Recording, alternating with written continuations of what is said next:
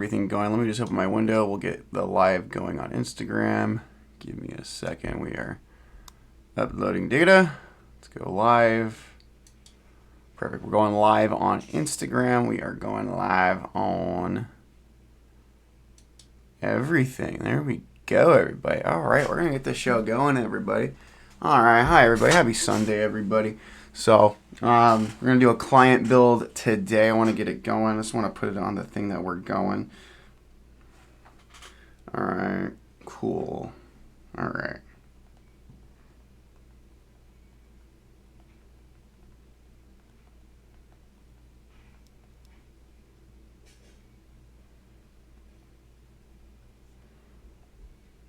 Give me a minute. I'm just going to grab the link. Oh, my God. I know. Happy Sunday, everybody. Happy weekend, everybody. I know. I'm just putting this on the social medias and then we're going to get this show going, everybody. I know, right? There we go. I'm just putting on my story. All right, everybody. I'm going to get this show going, everybody. We're going to go. My God. Hi, friends. Hello, everybody. We're going. Hello, Internet. We're getting this show going. All right, everybody. Fun story while I was doing this offhand. I was planning on streaming this build a little bit later on today, folks. But, one of my tools, the tool I use to, desolder stuff and, take the solder off switches, it kind of broke. So, the whole thing didn't break. One of the parts broke. So, I didn't have a replacement part. So, I was harvesting a bunch of these old... I put them on my story, but I was basically extracting these switches from these old keyboards. So I can't do that now because the tool broke. So I ordered the replacement part, but it's not getting here till Tuesday. Thanks Amazon shipping. So yeah, I have a mountain of keyboards that need to be extracted. I have 9 keyboards sitting in the corner that need to be torn apart. But hey man, we're gonna do the client build tonight, and if we have any dead switches, I can't desolder them, so I'll just desolder them when the new tool when the replacement part comes. But we're gonna get the build together. Usually we'll probably have maybe 4 or 5 dead switches. But we're going to throw this one together. So, kind of treat this like a podcast. I got to reassemble switches on this one again, so that'll probably take 40 minutes. So, but we're doing a client build. This is for someone in New Zealand we're doing this build for. So this is going to be really cool. So we're doing a full Apple board restoration for this person. And then later this week, we'll ship it down to New Zealand for that person to enjoy. So it's kind of cool. This board's going to go to the other side of the planet. And that's going to be really, really cool. So we're doing an old Apple keyboard. So I have the case here. I'm going to put that case off to the side. But it's really kind of cool. So low serial number, which is really cool. So I know RIP the soldering thing. Oh, so we're still doing soldering. My main soldering iron works. So we're going to solder this thing tonight. It's just the tool that undoes the soldering is pretty cool. So this keyboard is, as you can see on the little label right here, is made in 1986. So this keyboard is almost 40 years old. It's 39 years old this year. So pretty crazy, but we have everything kind of torn down and cleaned up and ready for restoration. So it's just kind of doing reassembly. So I got the PCB. So it's an original pattern PCB for this board, which is pretty cool. Got that cleaned up the actual plate, the switch mounting plate, which came out pretty good. I thought I would have to spray paint it, but after just giving it a good wipe down, this thing was pretty pristine, so that was pretty sweet. So we got that one going, everybody. So I'll put that off to the side.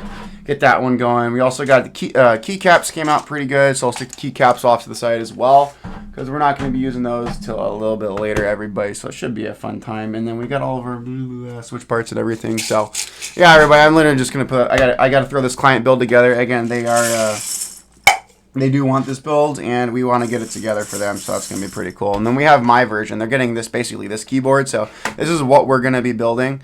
So let me just move the adapter. So this is what we're going to be building. This is my personal Apple keyboard. So eBay is the way to go. Finding old retro eBay, Goodwill, thrift shops, or electronic e-waste stores or warehouses. You can find all this crap online.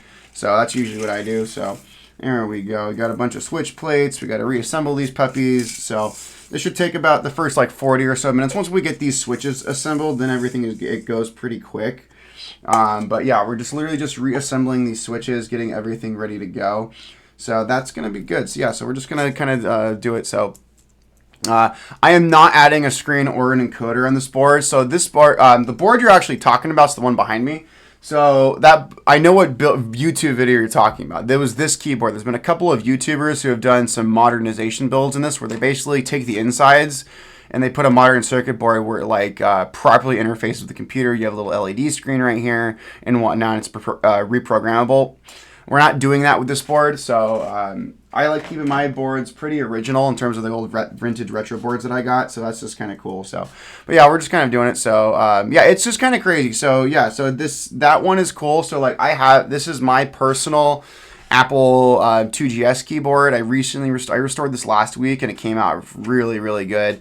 So it came out awesome. So I love how this board came out. So love that one. This is also my Apple extended keyboard m0116. So this thing is also fully restored. It looks gorgeous. I love this board. So really, really cool. And then of course we have my personal Apple m0116. So again, all these boards are from the 1980s. So like mid 1980s is the vintage of these boards. So it's actually when Apple made good keyboards, and for the most part, I mean, if you try to buy a keyboard from Apple today, it's going to be pure garbage. So that's just the kind of the nature of the game. If you're a Mac, and again, no hate to Mac users, I actually do like Macs, but if you're gonna buy a modern like iMac or like Apple desktop, throw the keyboard that comes with the iMac in the trash and go get yourself a proper keyboard.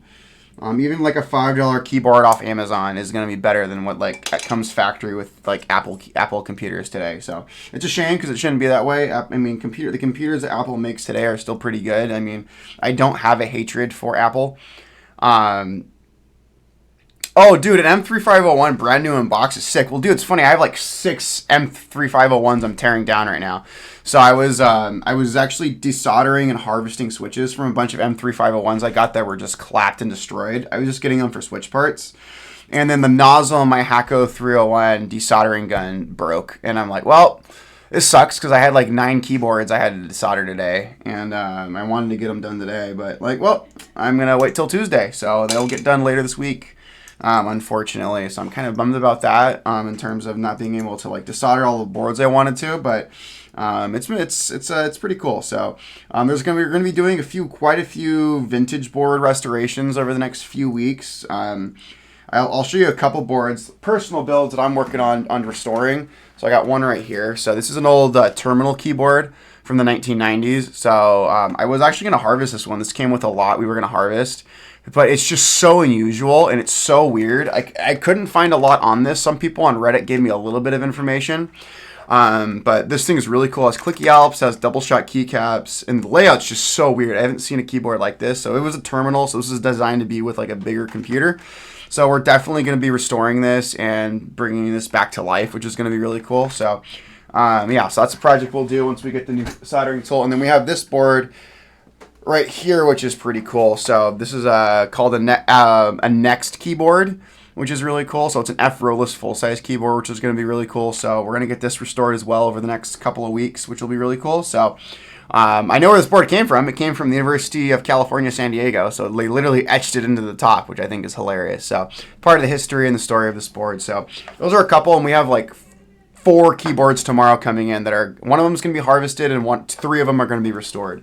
So, which is going to be super sick. So I'm really excited to get the vintage boards in that we're going to be restoring over the next few weeks. Yeah, $40, man. I mean, cool. I mean, the thing that's kind of crazy with like old vintage like stuff is like, yeah. Oh, well, it's funny. The ETAR 87 is, I mean, the group buy ends on Tuesday. So it ends on October 15th of this month, which is going to be cool. And we're going to see if we hit MOQ. We had an MOQ of 100 units, so we're just going to kind of wait and see. And kind of, I'm talking with the bloody eyes, and we're just going to we're going to see what ClickClack and all the vendors say, like how many units we did sell, because we got to sell a minimum of 100 units total. But like I said, the ETAR 87, it takes its inspiration from this keyboard. Like this is the keyboard that inspired the ETAR 87, which is super cool. So, and I have the ETAR over here off camera, so that's going to be, that board will be at the UC Irvine Mechanical Keyboard Meet this upcoming Saturday. So again, if you're in Southern California, definitely check out the UC Irvine Mechanical Keyboard Meetup. It's going to be from 3 p.m. to 6 p.m. At the UC Irvine Student Center on their campus down in Irvine, which is going to be really cool. Oh, Niku, I'm so jealous. I'm so jealous. Yeah, it's going to be cool. So, like, I'm really excited. And then Keep Life is doing a miniature meetup in November. They're going to do it in the Los Angeles area. They're going to do it actually at a brewery of all places, which I think is going to be interesting. So, so I bought 2 tickets for which will be really cool. So I'm taking a friend, which will be really nice. So we're gonna go to the mini meet. So we're doing a meetup this month and then a meetup next month, which would be really nice. So keyboard shows are fun. It's nice talking to people in the community, getting to see different boards, seeing all the crazy crap people are doing. So it'll be a really fun. Dude, 600 attendees. Like Key Life had about 1,200 people show up. So I mean, I love going to the bigger shows. Mechanicon is one I definitely would love to do. I'd love to do KeyCon. I know they're doing it in Chicago next year, which will be really cool. I mean, we're really spoiled here in Southern California. I mean, back in June, I got to go to Divinity's meetup, which was really cool down in Orange County. And then I got to go we have the big one, Key Life, here in Pasadena, California, which is really nice. So here in Southern California, we're very spoiled, having a lot of frequent meetups. And again, there's a pretty large community. A lot of big designers are just kind of based here in Los Angeles, so it's really just kind of nice. We're kind of fortunate and spoiled here in LA, which is really good. So, but it should be a good time overall, folks. But yeah, we're assembling these switches right now. So we have I'd say about 70 or so switches we got to assemble. So we're just kind of getting these switches reassembled. I fully restored these switches, deep cleaned and ultrasonic cleaned the parts. So these switches should be ready to go. And I did test them before I desoldered them, and all of them pretty much worked. So if we have any dead switches, we can't desolder them today. I'm gonna have to wait. We're gonna do the build, and if there's any faulty switches, I'm just gonna have to wait till Tuesday when I get my desoldering nozzle in, so I can properly desolder the switches. So yeah, that's the one thing. I mean, if you're gonna do the Hakko FR301 is a great tool, and I love it, but it's a very high maintenance tool, and there's a lot of wear parts on it. So I ordered a couple of nozzles, so in the future, when the nozzle breaks, I know I have a spare. So that's what's going to be real. Someone did a banana keyboard. I mean, someone said, "Oh, you should do a pickle keyboard." I'm like, no, there's a literal keyboard that's shaped like a banana, and it's yellow, which I think is hilarious. So I got to see it at Key Life. It's like an open source project, so you can either buy the board, like the banana keyboard, from the person who's making it, and they'll 3D print all the parts and whatnot, or you can just get the 3D print files and you can 3D print it yourself. But it literally looks like a freaking banana. It's amazing. If you go on my Instagram page, I have pictures from Key Life back in September, and you can see pictures of the banana keyboard. It's absolutely hilarious. It's amazing. So yeah, definitely check it out. It's also like $100-ish bucks. So for $100 for a great meme board that's shaped like a keyboard that's shaped like a banana, yeah, do it. So really, really one. So dude, I'm so happy you got a spider, dude. I know they had a lot of delays with that particular project. I know it ran around Key Life in 2024, so I really wasn't doing a lot of group buys then. And from what I've heard, I heard it's a pretty good board. You got a prototype for that one. Oh, I love proto boards. I mean, I have 3 prototype boards in my possession right now, so which will be cool. I mean, the 3 prototype boards I have on loan from their designers are going to be at the UC Irvine Mechanical Keyboard Meetup, which will be really nice. So that's going to be super sick. So I'm really excited to take those. We're going to have both BP1 prototypes, and then we're going to have the ETAR 87 prototype, which will be cool. So, I mean, hopefully we get some good news from ClickClack and the vendors for the ETAR 87 group buy. Because, again, that's always just kind of the scary thing with group buys, especially when you're doing group buys from smaller creators. It's really awesome, ClickClack and J8 Prototypist and some other vendors picked up the ETAR 87, but you still got to meet that almighty MOQ. So we're just going to see if we met MOQ and just kind of see it. I was talking with the Bloody Eyes, and he's saying there's a really good chance we will, but there's also a chance that we might not make MOQ. So we're just trying to stay positive for that particular board. The Bloody Eye says if the MOQ isn't met, it's not the end of the world. The project will still get made, but it'll probably be delayed till next year. And they're just going to do a smaller MOQ with a slightly higher price for the board, which is going to be interesting. So I told the Bloody Eyes, I'm still super stoked for the board whenever the production does happen. The banana keyboard's fantastic. Let me find my, I'll put it on the screen. Give me a second. Where are we? All right, where the heck? Let me see if I can just get my screen to show up. Where is it? Where's my meetup pics? There's the... All right, let me find the keyboard. It's, where's the banana keyboard? It's on my Instagram. It's kind of crazy. It's hilarious. Yeah, there it is. There it is. So you can kind of see. It's literally a banana keyboard. It's shaped like a banana. It is freaking amazing. Just look up banana keyboard on YouTube or TikTok and you'll find videos of it. It's absolutely amazing. I saw it in person. I'm that is such a great joke and it's so stupid and I love it. It's great. So yeah, the banana keyboard, having seen it in person, it is definitely worth the joke. of getting it, and it's just so stupid, and I love it. So like I love meme boards like that. Like again, my meme board is like my SpongeBob build or my McDonald's build. Like it's just fun doing meme builds just for the joke and like just the memes. Like it's absolutely amazing. So yeah. Oh yeah, dude. Yo, what's up, Epic? Yeah, I'm just doing a thing on Epic. I'll tell you I was doing. I was desoldering. You saw my Instagram story. I was working on on some keyboards that had to be harvested for Alps switches, and I was like, oh, the nozzle, my Hako FR301 like broke, and I was so frustrated because I didn't have a spare and so like I had like 9 keyboards I was working on to like harvest old switches, and I basically had to stop harvesting switches I'm like, well, I gotta wait till Tuesday. So I ordered the new nozzle. It'll be here on Tuesday. So like I'll harvest those boards later. But literally like behind me, there's like a literal mountain of old keyboard PCBs. I tore them down today. So I tore them out of their cases. I like vacuumed up all the grime and whatnot, and removed all the stabilizers and keycaps, because primarily these boards I'm not restoring. These boards behind me I'm not restoring. Like literally on the table behind me I'm not restoring, because again they're mostly clapped, and like they're boards I don't care to restore because they're so common. But I was showing a little bit earlier a couple boards that we're going to be restoring, and I'm getting in 4 keyboards tomorrow that we will be restoring. So I'll definitely show those keyboards off online when we get those boards in tomorrow, because they're super sick boards, and I'm really excited to get them. So it was really fun tracking them down and trying to find a yeah. So it's pretty interesting, but yeah, like it's funny. I've been seeing some of like some of the builds in the EU. Like for me, like with Alps especially, like you're very limited on color unless you go with like DCS Alps Yuri or like DC Alps Yuri. Or like some of the really old Taihao keycap sets, or like DCS Alpine Winter. You're sticking to black, white, and beige pretty much with Alps. Like, so what I like to do with like especially like my modern Alps builds, to have a splash of color. What I do is I have a colorful case. So like I'll try to get a case that has like a lot of color, like a nice red or a nice blue or whatnot. Because again, the keycaps are very, very plain.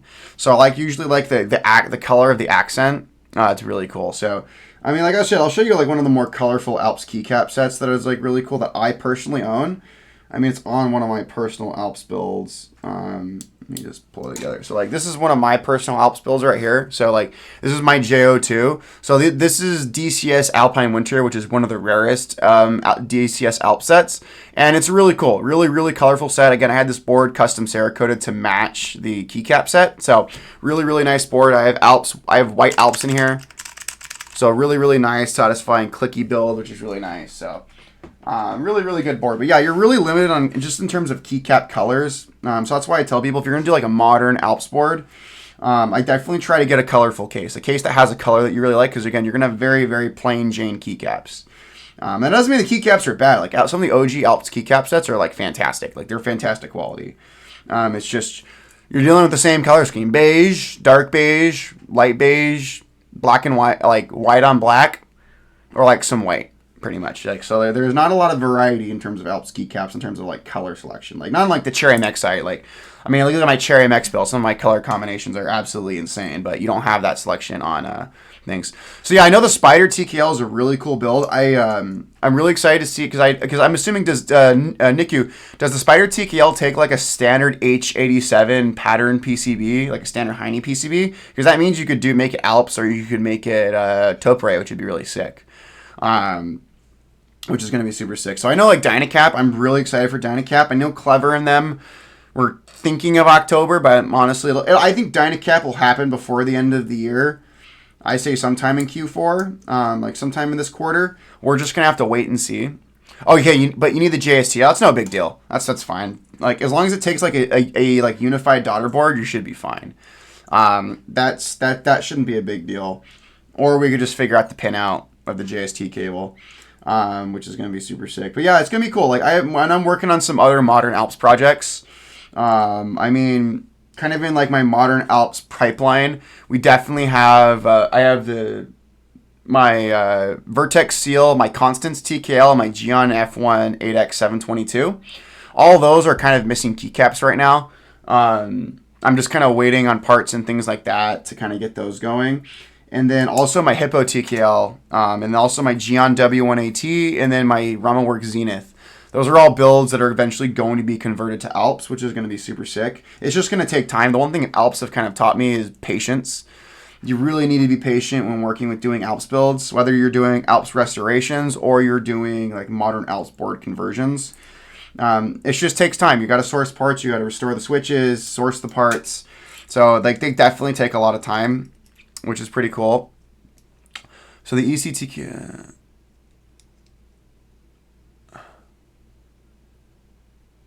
Nice. That's super sick, Niku. I mean, I'm really excited to see that build. I mean, like, I'm definitely going to be, going forward, I'm definitely going to be leaning more towards, like, Taupe and, of course, Alps. Like, I'm not giving up on Cherry MX, and I'm not selling any of my Cherry MX builds. Like, I just think where my Cherry MX collection is and my experience with Cherry MX, like, I'm pretty content, and I've experienced pretty much most of what the hobby has to offer in terms of Cherry MX. Like the Cherry MX boards I have on the way from Group Buy, and then things like that, like I think are really, really cool. There's one I'm pretty much gonna stop doing Cherry MX Group Buys. There's one I'm going to be doing. That's going to be the Studio Class 100. I love Studio, and I want their full size in my collection. But like other than that, like the boards coming up, like, I'm going to do the ETAR because I can do Alps. I'm going to do the DN Works Senna TKL because that's I can convert that to Alps. But like other than those three, I'm pretty much slowing down on group buys. Because I'm pretty, like, on the Cherry MX side and like modern boards I want to convert, I'm pretty content. So I'm really going to kind of go into leverage of like either projects that are really, really interesting and boutique, or something that I can either convert to Taupe or something I can convert to Alps. So I'm going to be very selective. And again, like I said, like I have some most of like each of my Cherry MX boards would be like an end game board for like your average person in the hobby. So like that's gonna be like really cool. So like I'm really excited. I mean, like, crud, I have like my Kohaku, I have my Neko, I have a minivan. Like I have so much cool stuff on the Cherry MX side. Like I'm pretty content with what I have. And again, like I take any one of the boards I take out to meets, people are like think it's so cool. So like I'm pretty content with the Cherry MX stuff that I have. So like I'm not really itching to get any more Cherry MX stuff. And I've honestly been looking on Geek Hack and like following a lot of the upcoming group buys or boards that are interest trek, and it's like, I'm good. I've kind of reached that point where like there's other things in the hobby I want to focus with. Oh, dude, the F1. I love my Gion at Works F18X. I have a Gion at Works F18X V2 Soul Mechanical Keyboard Expo Edition. So of that specific Gion F18X, they only made about 100 of them. So I personally, that just makes mine really special, and it's built with Blue Alps, which is super sick. So like I love my Gion F18X, and I got it at MSRP, which is super cool. I got it from a guy in Thailand who went to the expo in 2024, and he had never built it, so I got really lucky finding my Gion F18X.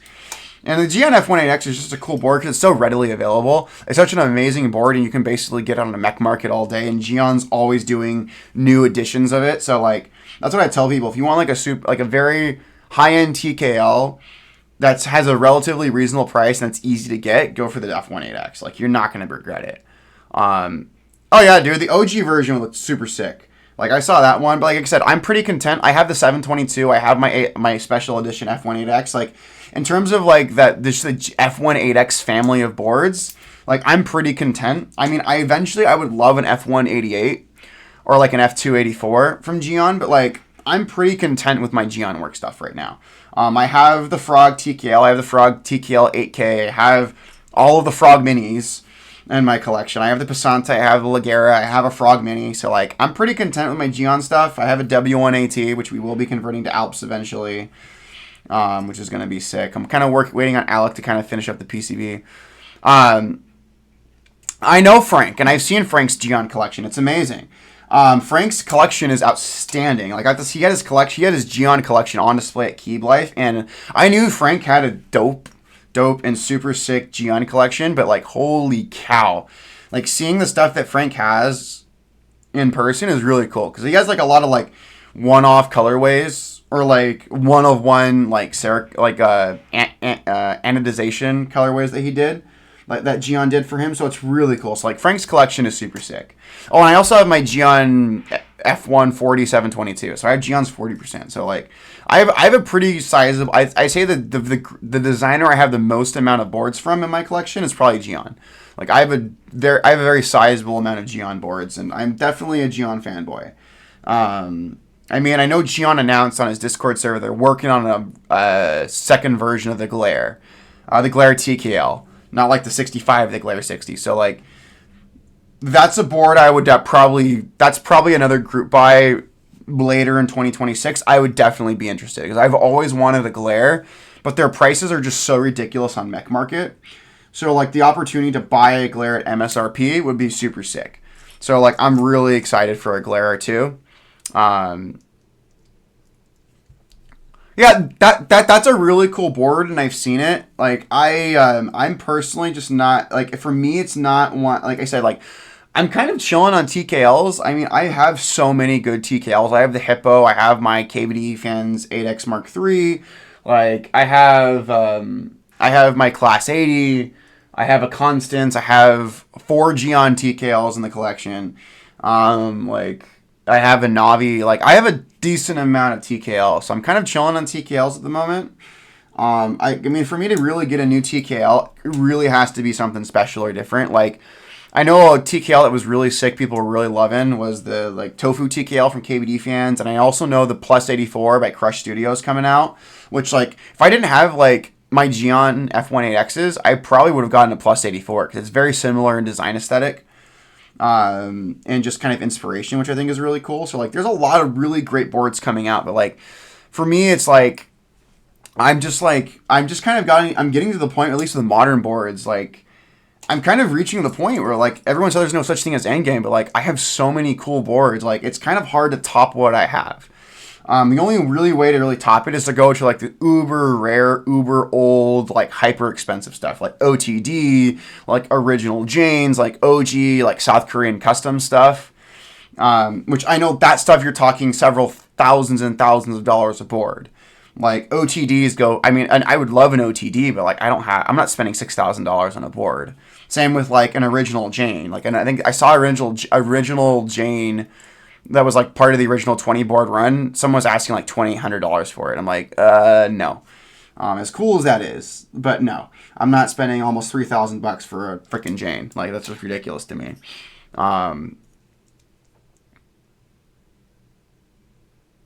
That's super sick. I would love that. I mean, that's super cool. I mean, there's so many great open source projects you can do with different types of keyboards. I think it's really awesome. So like, there's so many great keyboard cases and PCB designs that you can make yourself, which is really cool. So like, I think the community is in a good spot right now. I think right now I think people are kind of slowing down in terms of group buys, and just buying new boards. And I think it's kind of a reflection of what's going on in the market.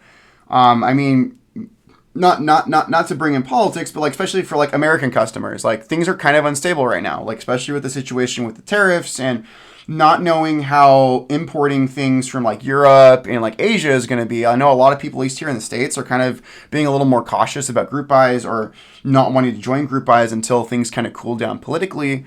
But also people aren't spending as much on keyboards and like luxury items as they used to.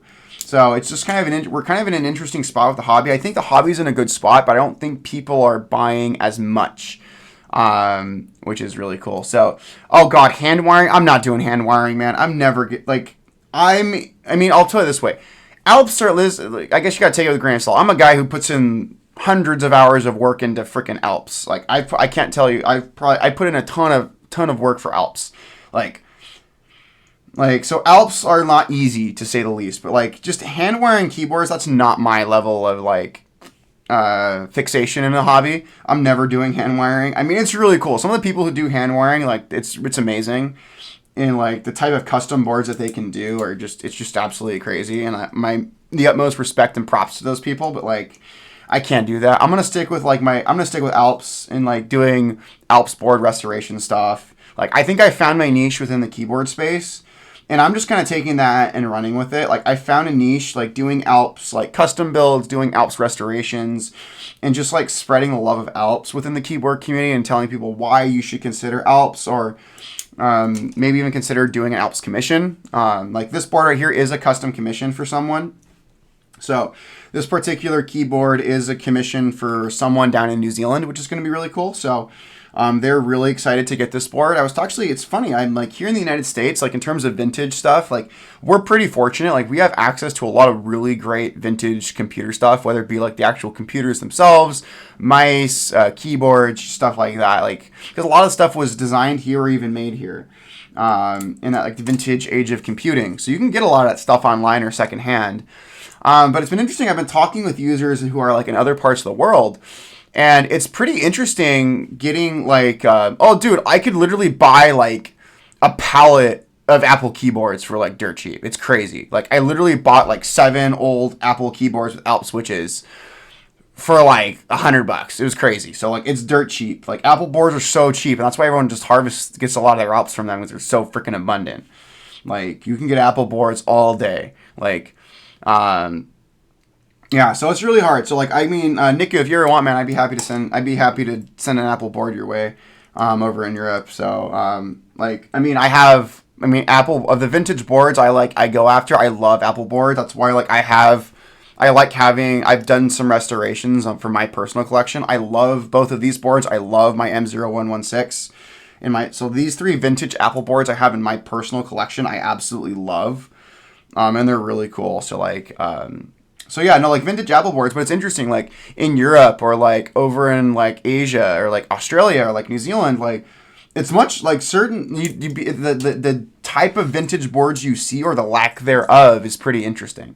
So like my, this user that I'm doing this board restoration for, they said in New Zealand, it's very difficult to get Apple keyboards, and a lot of vintage stuff. The vintage stuff he said the stuff that you do find in New Zealand is very expensive, which is really interesting. So I was talking with this user, and this person also is really passionate about vintage stuff and Alps and whatnot. And I was going to send them a set of switches. And then I told them, like, hey, would you want a board? And I'd be happy to, as long as you pay for shipping, like, I have an extra one of these old Apple M0116s. Do you want it? And I just said, I just got to restore it. And he said, sure. So it just kind of worked out. So, like, this is a really cool little commission we're doing for this user. So we're going to send them this board and then some Alps pine white clicky switches, which are going to be really cool. So, so it's a really, really nice one. So, yeah. Well, the SKCL linears, I have 3 Zenith Z150s that I'm sitting on. I'm gonna probably be restoring those boards without tardy PCBs next year. Probably like January, February we'll get to those boards. It's just I got such a backlog of keyboard stuff we got to do.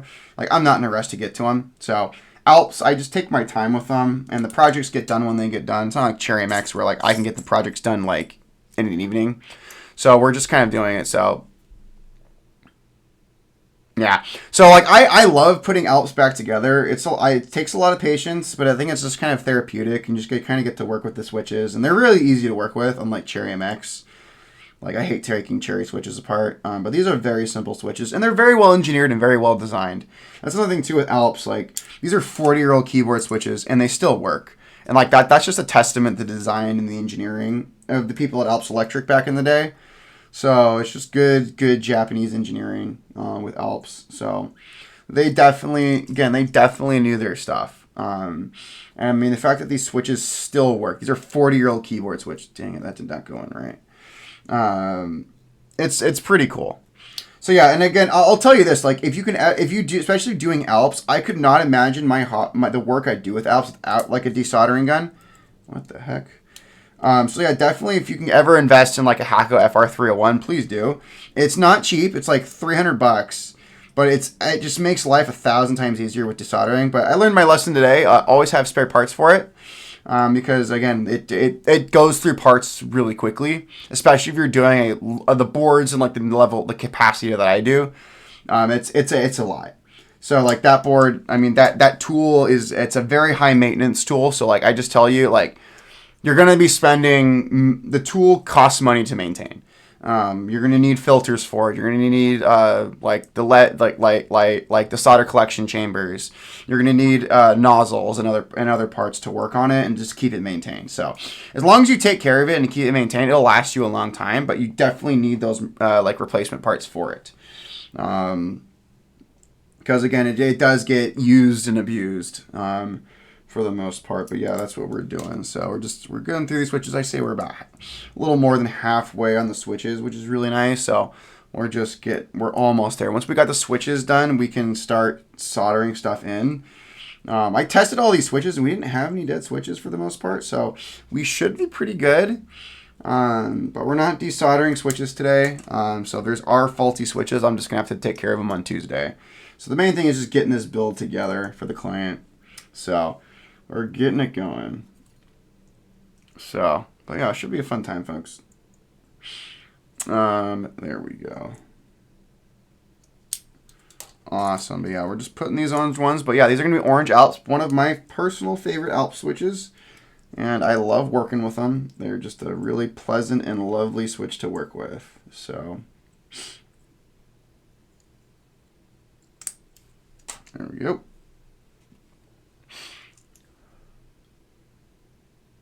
Yeah. Well, I mean, GG Razor, like, let me know. Like, I mean, that's why I do, like, Alps commissions. So, like, if you're ever interested in, like, a custom Alps commission, like, I do all the work for you. I source the parts. I restore the switches. We figure out a board that you want to do. Like, whether it's, like, and again, I do board restorations, too. So, there's, like, a keyboard. And the thing that's interesting, a vintage keyboard restoration would probably be cheaper than doing, like, a modern keyboard restoration. I mean, a modern keyboard build. If you're interested in doing like an Alps keyboard restoration, or if you wanted to do like a modern Alps board conversion, I could definitely shoot me a DM and I can give you like an idea of a price and kind of what you're looking at, or you can just kind of give me an idea of what you're looking for. I have a list of keyboards I could send you that are modern keyboards that could be converted to Alps. Or if there's something more on the vintage side that you would want to do, we could definitely look into like doing a board restoration on the vintage board. Again, the vintage restorations are actually a lot cheaper to do, which is really nice. So like, and again, some of the vintage boards are probably more well made than the modern stuff you can get. So that's just really cool. So yeah, vintage boards, I'm definitely falling in love with the vintage boards and whatnot. Again, I have quite a few coming in tomorrow. I have 4 vintage boards coming in tomorrow, which are going to be so sick when we get them. So like, I cannot wait to get those in. So it's going to be super, super sweet. But yeah. But GG, or Giga Razor, like definitely let me know. I definitely maybe to be able to point you in the right direction, or maybe we could talk business about doing a build for you. Or like a board restoration. So, because again, Alps are just a fun time. They're so much fun. Just getting these in, perfect. So not salvaging. This is actually a client build. So I'm reassembling these switches that I restored. I was salvaging Alps. I was actually salvaging Alps and harvesting Alps earlier today, and then the nozzle, my Hakko FR301 broke, and I didn't have a spare. So I was already gonna do this build, but I was gonna do it a little later tonight, and I said, screw it. We'll start the build stream early today, and then we'll start harvesting boards later on. I literally have 9 keyboards behind me that are stripped down to the PCB and switches and plates, so I could harvest the switches. Well, it's fine. The Hakko's fine. It's just the nozzle. The whole like Hakko works. I just need to get a new nozzle. Like I tell people, if you're gonna get into like vintage boards or get into Alps, like definitely get a Hakko FR301. It is not cheap, but especially if you're working with solder boards or vintage boards, like it makes life 1,000 times easier. Like the tool absolutely pays for itself, but also too, just note it is an expensive tool, but it's also an expensive tool to maintain. Like you're gonna need replacement parts for it because they're gonna get worn out. Then you're gonna need spare nozzles. You're gonna probably have to take it apart a few times to clean stuff out. Like it's a very high maintenance tool, but it's absolutely worth it. The amount of time that tool saves me is invaluable. So it's definitely worth the premium cost for that tool. But yeah, we're just reassembling these switches. I restored these switches and restored all the parts for this keyboard earlier this week. It's just kind of been sitting on my shelf waiting till I had the time this weekend to kind of go through and restore the board. So we're just going to get her all restored and get her ready to go. So this is actually a client build. We're building this keyboard up here. It's an Apple M0116. It's a cool board, and I'm really excited to get it together. This is my personal keyboard, and we're building one for a client down in New Zealand, which is really cool. So it'll be really nice that one of my boards is going to go to the other side of the world, which is going to be really nice. Because I've sent boards to the other side of the world. One of my boards, I did a GeonWorks Frog Mini Alps build, and it went to Singapore, which is really cool. So it's kind of nice that one of my builds is making the rounds in Singapore. So which is really nice. And that user was like super, super awesome. Like they were really nice, really kind.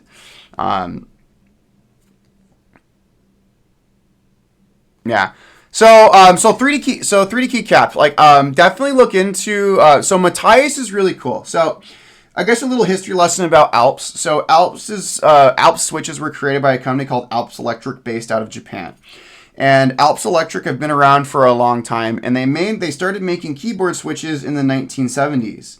And they made keyboards and keyboard switches from the 1970s all the way till the early 2000s. And in the 1980s and 1990s, Alps were the direct competitor to Cherry. And they were arguably big or bigger than Cherry in terms of where they were in the technology market. But by the time we get to the mid to late 1990s, early 2000s, things are kind of shifting in the needs of the technology market. People who are buying these keyboards, they're buying them for like businesses, schools, government offices, and things like that. Like these were work tools. These weren't like the boutique niche things that they are that we use them for today. These were tools. And so mechanical keyboards were really expensive and they were really loud. So by the time we get to the mid to late 90s, people are switching over to membrane keyboards, which are really cheap and they're really quiet. And especially if you're like on a government contract buying keyboards, you want to spend as little money as possible for keyboards. So in the early 2000s, Alps Electric sold off their keyboard and switch division to Matthias. So Matthias bought the tooling and they bought the licensing for Alps switches from Alps Electric. Now Alps Electric is still around. They're still based in Japan, but they don't deal with the consumer side of electronics. They primarily deal with industrial and like really, really big clients within the technology space. They don't do any consumer electronics anymore. So Matthias is really kind of cool because they have to work with Alps switches is you got to restore them and you got to harvest them and desolder them from old keyboards or find someone and pay a premium to do that for you. So Matthias are really great because they kind of make the Alps platform more accessible. Now the one thing about Alps, if you're going to do an Alps build, whether you're going with OG switches like what I'm doing right here or Matthias, you need to understand if you're going to do a modern Alps build in like a 60% keyboard or like a TKL, Alps take their own pattern plate and they also take their own pattern PCB. So there's no crossover between Cherry MX for PCBs and also plates. So Alps have their own plate footprint and also their own PCB. Their pinout is different for PCBs. So that's one thing that's really interesting. So if you're going to do a modern Alps build, and also they take their own keycap pattern. As you can see, the stem on these is very different. It's a little rectangle versus the plus stem on Cherry MX. So you have to use your own pattern keycaps, plates, stabilizers, etc. So there's no real parts compatibility over to it. So my recommendation, if you want to get into Alps, my recommendation, probably the cheapest and most affordable way, is find a retro board online. Go on eBay, look up Alps keyboard, and you can find like old Apple Macintosh keyboards from the 1980s for like $30 to $50.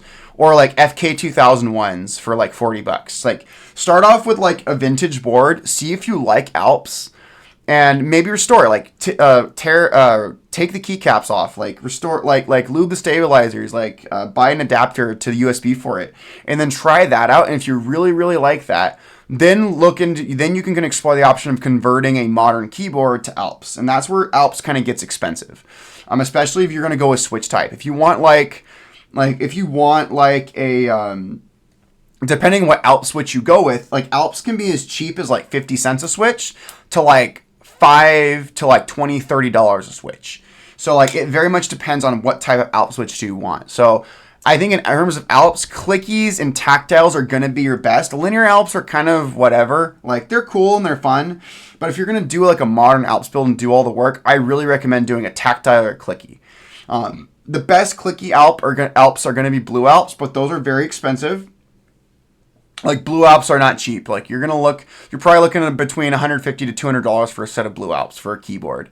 Whereas like white Alps are a great option for clicky switches because you can get like a keyboard with white Alps with like 100 of them for like $40 online. You just harvest those switches and you got a really great set of clicky switches. So, and then for tactiles, my honest recommendation is going to be Orange Alps. Like Orange Alps you get from old Apple Macintosh keyboards, and those are really, really nice. So here's the thing. So Matthias are good. But they get you to 80 to like 90% of the way there. The problem with Matthias, they're not as crisp or as good as Alps. Like I said, they're going to get you like 80 to 90% of the way there. And if that's good enough for you, by all means, go with Matthias. It's going to take out like most of the work is getting hold of switches. Like if you just want to go with Matthias and like if you just want to try Alps, like doing a modern Alps build yourself, Matthias would be the most accessible way to do it. But my really recommendation, if you're gonna put that much work in, try and do OG Alps. Like that's really where it is, and that's where I offer like a build commission service. And even if you want me to build a board for you, I could harvest switches for you. Like if you want OG Alps, I could harvest and restore a set of switches for you, and I could just sell you those. And then you can go on and build and then it's literally just like soldering in any other keyboard. So you just got to source like the plate, the keycaps, and whatnot. When it comes to Alps, like for keycaps, you really have three options. Your first option is going to be OG keycaps, which are going to be really cool. Like OG Alps keycaps, some of them are really, really good quality. Like the Macintosh keycaps, like are fantastic quality, which is really cool. Like Focus 2001 keyboards are really, really nice with their keycaps. They're double shot. And then the other one is going to be Taihao. Taihao is a company based out of Taiwan, and they have a couple different Alps keycap sets that are like $50, which are really nice, and they're brand new production Alps switches, which is really nice. Giga Razor, send me if you have access to that keyboard. Take some pictures of it and shoot me and send those pictures to me either on Discord or Instagram. I would be I could definitely take a look at the keyboard and give you an idea of what connector, like what adapter you would need to make that keyboard potentially work. Or heck, if that keyboard is like something you're really interested in preserving, like I'd be happy to restore it for you. So like just like again, shoot me a DM either Discord or Instagram. And send me some pictures of the keyboard. I mean, I would definitely love to take a look at it and just give you an idea like what the keyboard is. I could probably tell you more about it, which is really cool because I thought that's really cool. That's a really cool story. I mean, that's another thing too I love about these keyboards. There's so much history with these keyboards. What really got me into Alps? I got into Alps in like April of this year. I got into Alps. I kind of became an overnight expert in Alps over the past like 6 months. But I went to a keyboard meetup at the University of Southern California here in Los Angeles. That's actually my alma mater, the college that I went to. And they have a keyboard club that's run by the students. And I love going there and supporting the students and just seeing the keyboards that they have and bringing out my collection. But I went there and they had some old Alps keyboards there for me that they gave me as a gift. And I wasn't into Alps at the time. And I knew what Alps were and I was kind of curious. But they said like they gave me 4 keyboards that were saved from the e-waste bin over at the engineering school. And I said, sure, I'll take them. I'm really happy. And I just realized, okay, I guess this is my chance to try Alps. So I gave one of the keyboards to one of my keyboard buddies. He's like my best friend I've known since kindergarten. So I gave him one. He restored the board. And then I had these 3 keyboards. And I'm like, well, might as well harvest. I got to learn how to harvest the switches and learn how to restore these because I would love to put these in some modern keyboards. So I have 3 of my modern keyboard builds have switches that were from these keyboards that were in circulation at the University of Southern California. So the switches are nothing to write home about. I mean, I can show you the 3 keyboards. They're really cool. Like they have a really cool story. Let me grab them and I'll show y'all. Like it's super, super cool. All right, let me grab this one. Gonna grab this one. I'll show you a couple of these boards that have really cool stories right now. 2 of these are kind of weird shape, but so these 3 keyboards right here. This is my Geonworks Frog. These have Alps SKCM Ivory switches, and these switches I fully restored and I extracted from the keyboard that came from USC. So which is really, really cool. So that was a really kind of cool keyboard. So this has switches from USC, which is really nice. And then this is my GeonWorks Frog Mini. This has Salmon Alps from a keyboard that was, again, saved from USC, which is really cool. And then these have Alps SKCM Bamboo Black Alps, which are really cool. So it's really kind of cool. So like so these three keyboards that I just showed are just really special and sentimental to me because, again, they came from like the college I went to. I remember being a student there and going to the library. I mean, these keyboards were well out of circulation by the time I was there. Oh, so that third type of keycap is called DCS. So DCS is manufactured by Signature Plastics, and there are 6 keycap sets that Signature Plastics have made that were designed for Alps. So you have DCS Alpine Winter, you have DCS Ping Master, you have DCS Yuri, you have DCS 9009, you have DCS White on Black, and I think that's all of them. Wait, DCS 9009, DCS White on Black, DCS Alpine Winter, DCS Yuri, DCS 9009, and DCS Ping Master. So the DCS keycaps are really cool because they're kind of a hybrid because they use Cherry MX pattern stabilizers. If you go with original Alps keycaps or Taihao, you have to use original pattern Alps stabilizers, which are fine, and they're good, and actually really good stabilizers. But if you want like Cherry MX stabilizers, you got to go with DCS keycaps. So they don't make them anymore. Signature Plastics hasn't made those in a few years, and when you do find them, they're pretty expensive. So be prepared to pay for them.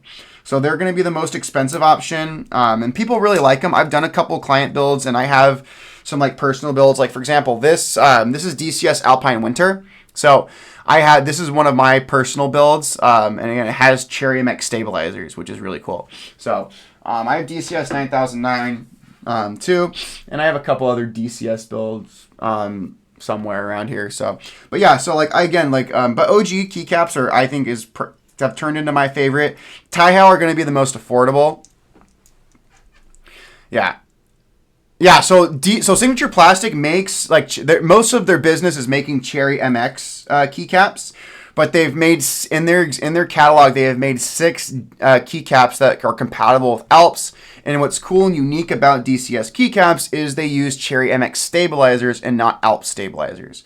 So that's the one really, really nice thing about that. So that's something that is just really, really nice with DCS. We are almost there, folks. We've been here for like about 50 minutes. Again, we're just kind of taking our time. Again, this isn't one of those streams. I'm not in a rush to finish it. I'm just having fun with it. So, and it's nice educating people about Alps, which is really cool. So, hey, we're here to have fun, everybody. So it's a good time, everybody. We're here. This is just me enjoying my Sunday, talking to people on the internet and sharing the love of keyboards and other nerd stuff and whatnot. So it's a good time, everybody. So almost there with these switches. So yeah, we're getting there, folks. Say meow. Hello, everybody. So we're having fun, everybody. We've been on here for a little bit. So we're doing a client restoration of an old vintage Macintosh keyboard from 1986.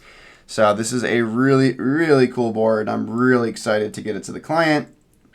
And this board is going to actually go down to New Zealand, which is going to be really cool. So this is for someone in New Zealand.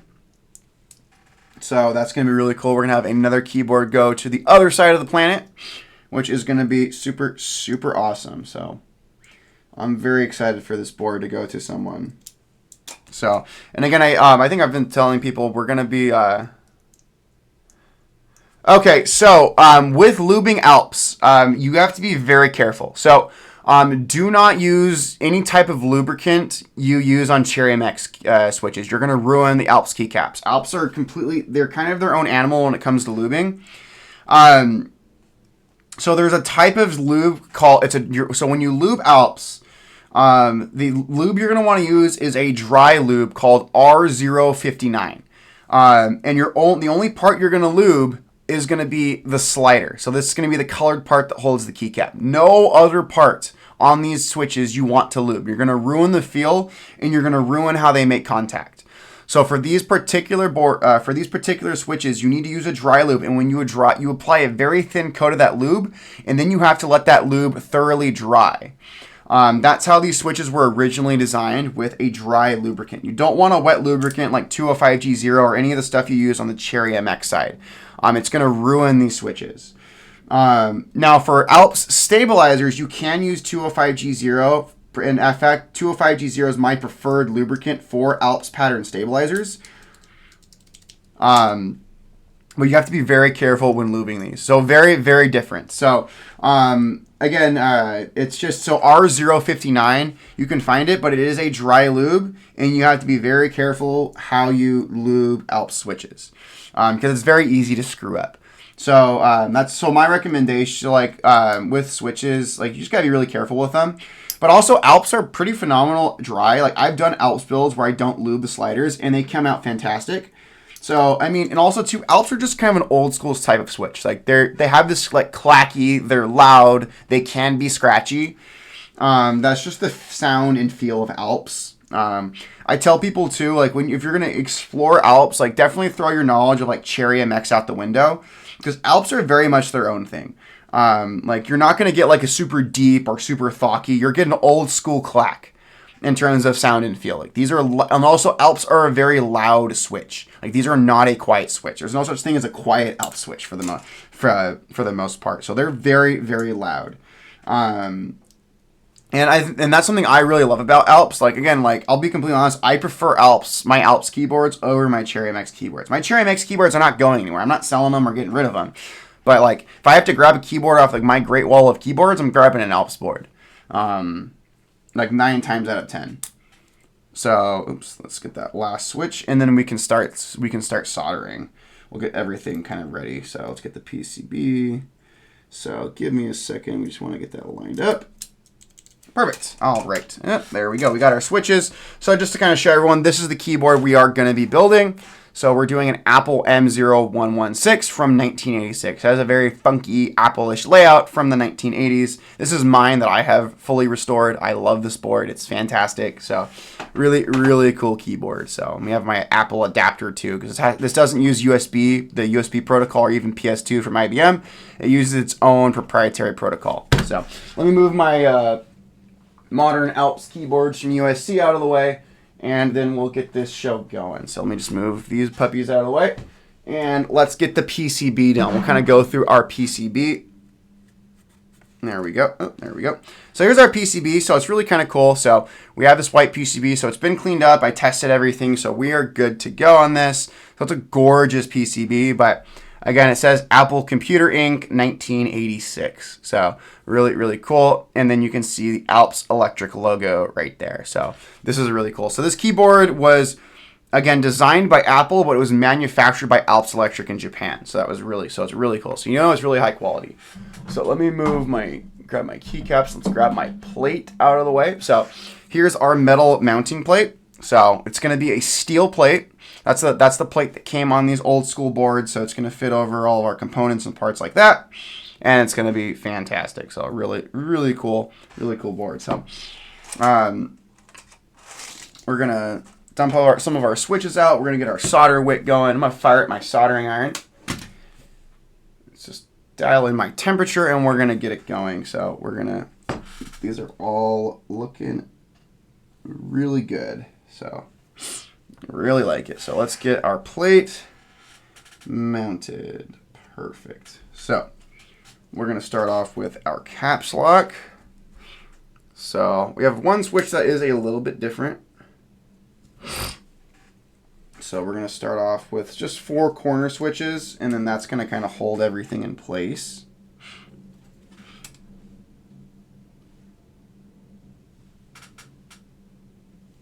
Give me a minute. Just want to see. Put them in the wrong orientation. There we go. And then that. So we're just going to get 4 switches to kind of hold the corners in. All right. So let's just flip them over, and we'll get these switches kind of mounted in. So perfect. So let's get my little solder vent here going. All right. Good times. Like I said, we're gonna go through and start soldering switches in. All right.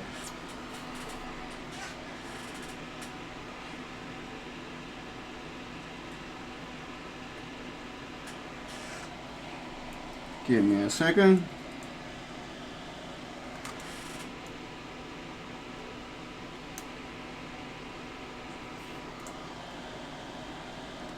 Good times. Let's do one up here.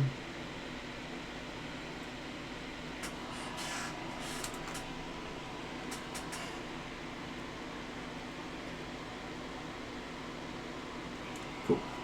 Let's go on this side and get it going. So we're just soldering in our switches. We're just soldering in 4 switches right now just to kind of hold stuff in the corners. Hold our PCB and plate in place. So nice.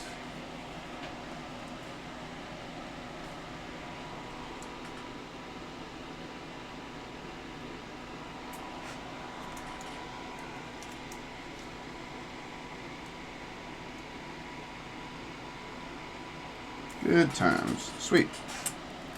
Alright, let's do these other ones.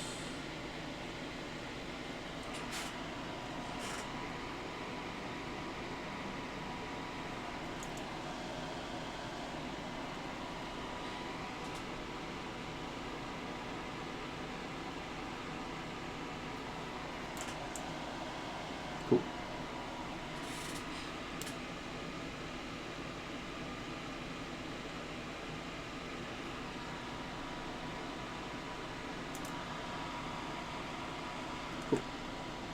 Awesome. So let's just kind of see how our alignment came up. So got our 4 switches in there. So really good. Let's just do a little test here really quick.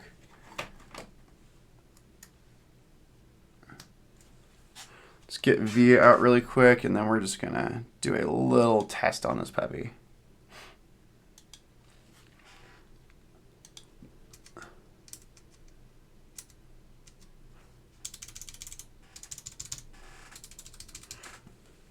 Looking good. So let's put in some perimeter switches just to kind of hold some stuff in place.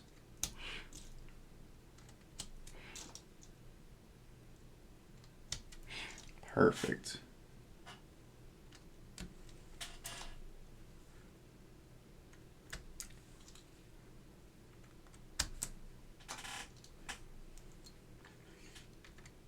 Cool. So far, so good, everybody. So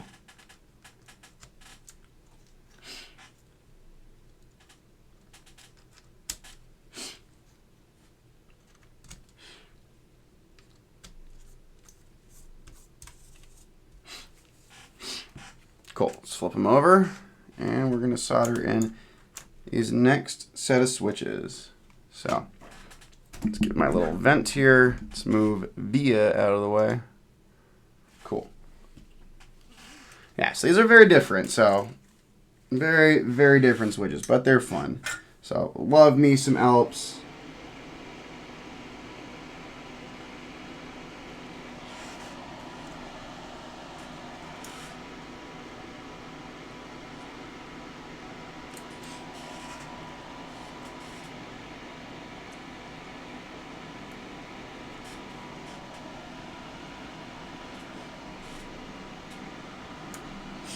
Cool. Good times. Let's get these ones going.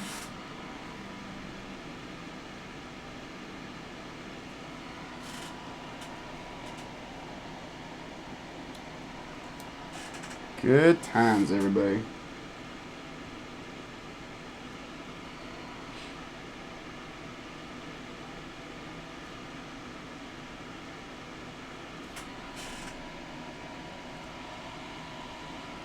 Sweet.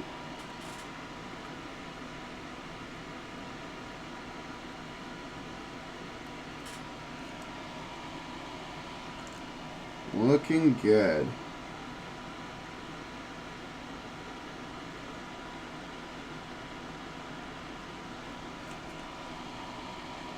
Nice. So coming along, folks.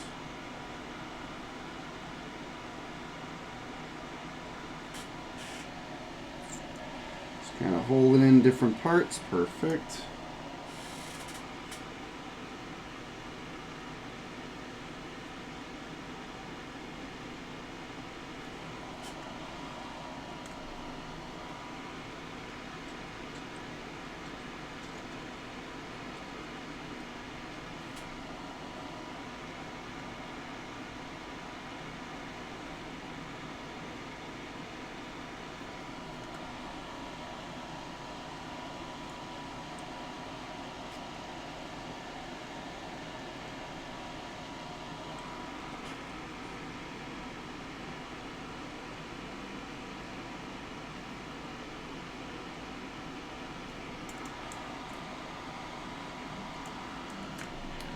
All right.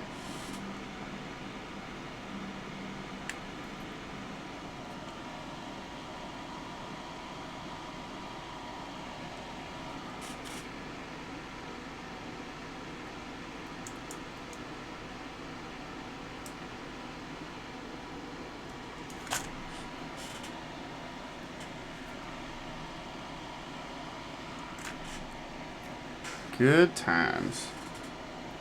This one's been a little finicky. Good there.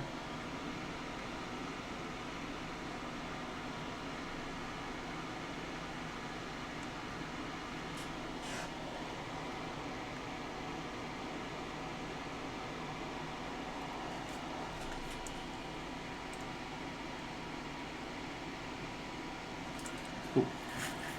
Coming along, folks. Coming along.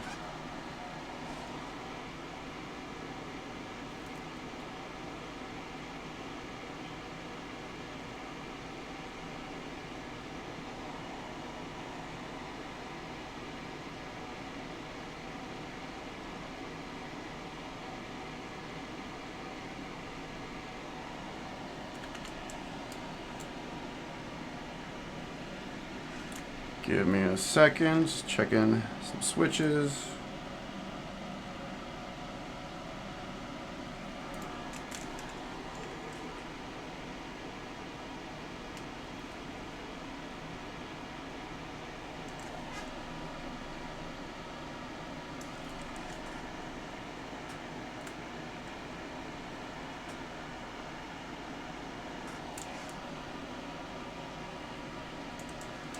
Cool.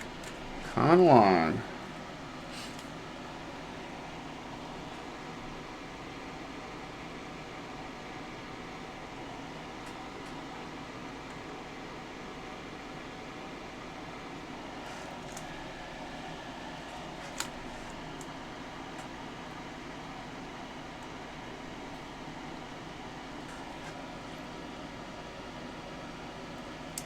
Cool. Almost there, folks.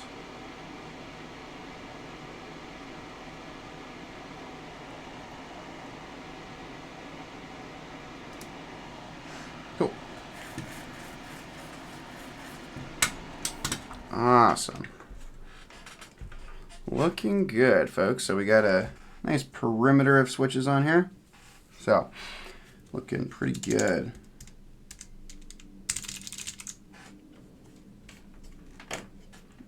So let's just do a quick little test. See how they're coming along. All right.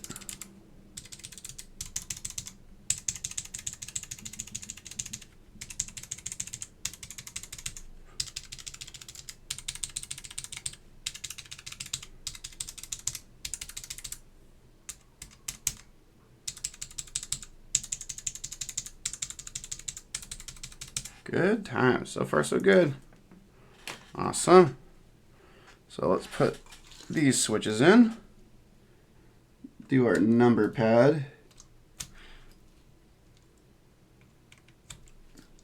So move that out. So it depends. So these classic boards, there are people in the past who have made PCBs that support like modern, like VIA, QMK, VIAL, things like that. But for the most part, it's my recommendation is if you want like QMK VIA compatibility, you're gonna have to go with some kind of modern board. So if you're going to do a modern keyboard, you're going to want to go with a TKL or you're going to want to go with a 60% keyboard. That's going to be the easiest one. Okay. Giga Razor. But I mean, also Giga Razor, if you're interested in like a vintage board, let me know, dude. I'd be definitely happy to like cook you up and maybe get a board restored for you. So let me know. That'd be a fun project I'd love to be able to do. So but yeah, Alps are really cool. But I mean, like Alps keyboards were used in a wide variety of settings. So if you want a TKL PCB, look into Apple T or Carolingian.com. Apple T makes a TKL. He makes TKL and 60% Alps PCBs, and they are in the H87, H88 pattern for TKLs, or they are in the pattern for the 60%. They're in the H60 pattern PCB. So, like, a lot of my modern Alps builds are going to be 60% boards and also TKLs. Those are just kind of the easiest in terms of keycap compatibility. But yeah, we're going. Those are pretty good, and I have all my. Yeah, we're good. Cool. All right, we're gonna solder in that number pad, and then we'll move on to the main cluster. So let's get it going. So let's move that. Get my little vent here. Oops, sorry. Let's get that vent going. Let's get these last ones. Let's get these in here.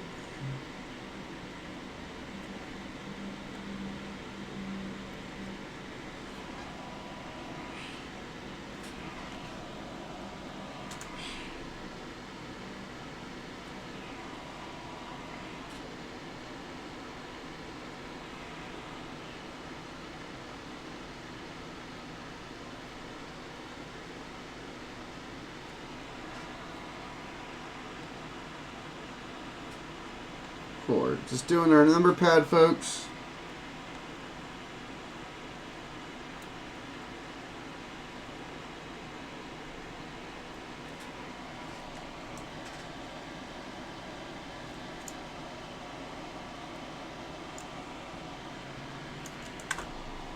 Looking good.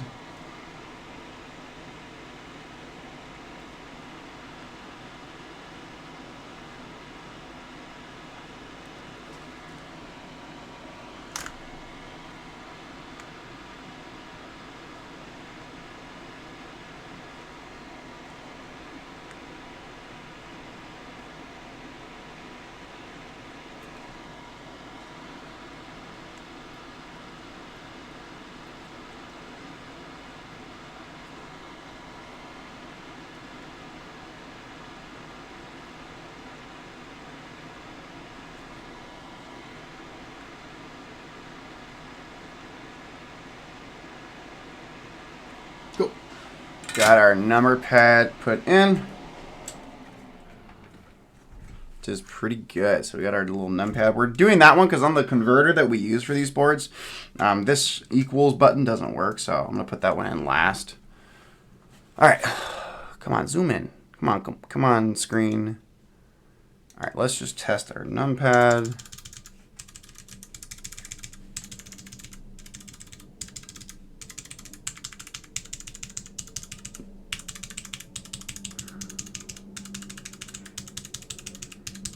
Cool. Whole num pad works, so that is fantastic. So pretty cool. So all right, let's start putting in just our main cluster of switches, and then we're gonna start going. So let's do our bottom row, then we'll do our num pad. I mean our number row. Cool. Looking really good.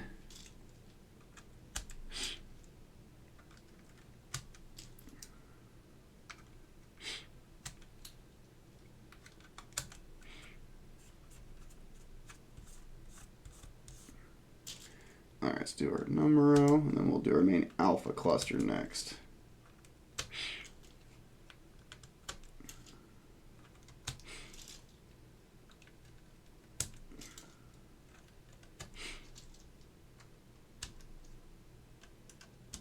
Cool.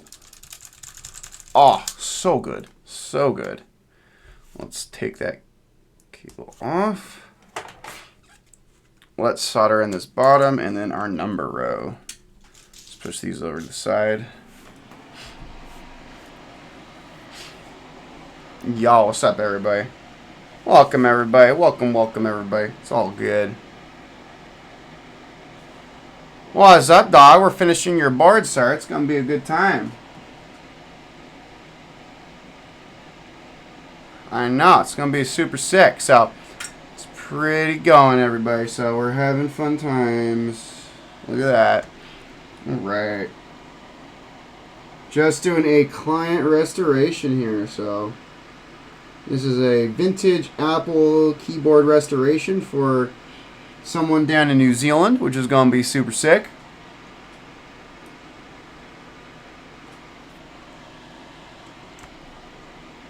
So we're just soldering in switches. So everything's been restored on this board in terms of parts. We're just reassembling everything. So switches are all restored and cleaned, and they feel like how they came from the factory back in the day. So we're just making sure everything looks good. So it's a really good board. Oh my gosh, y'all would be crazy down there.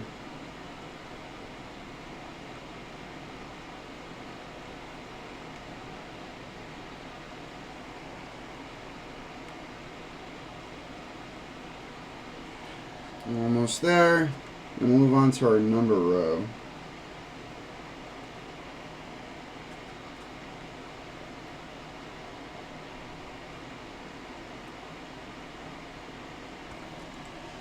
Cool. Swipe off my soldering tip.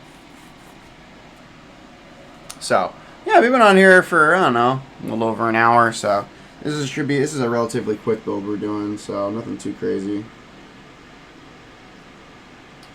So now we're just doing our number row. We'll test those, and then we'll check do our main alpha cluster.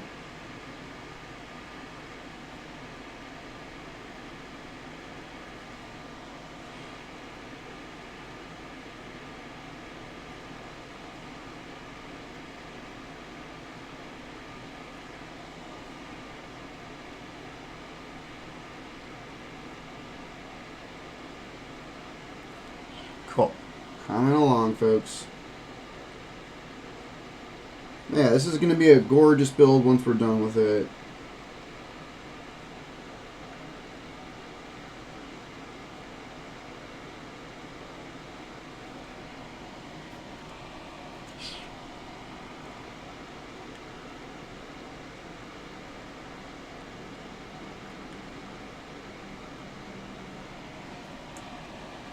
Cool.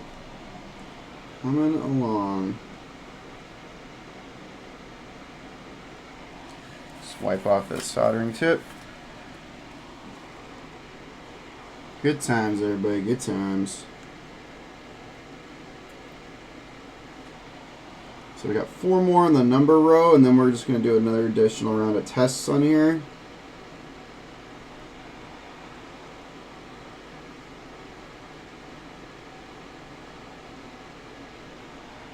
Cool.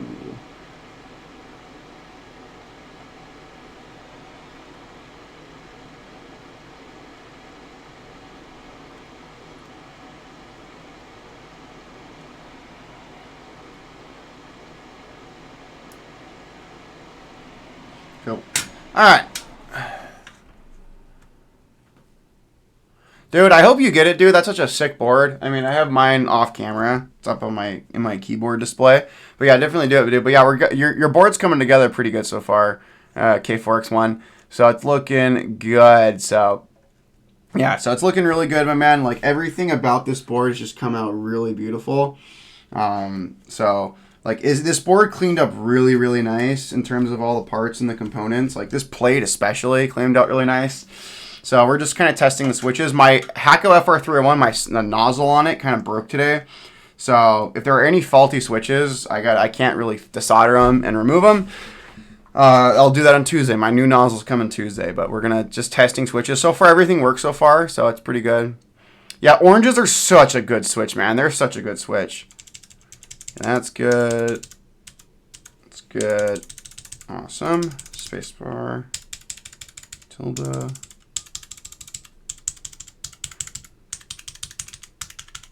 Yeah, so good. Cool. Escape. Number row looks good so far. But I tested these switches before I tore this board down and they all worked, so we should be fine. But all these switches are super smooth now. They're not scratchy or anything like that.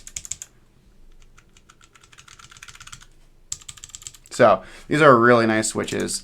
Just double check the numpad.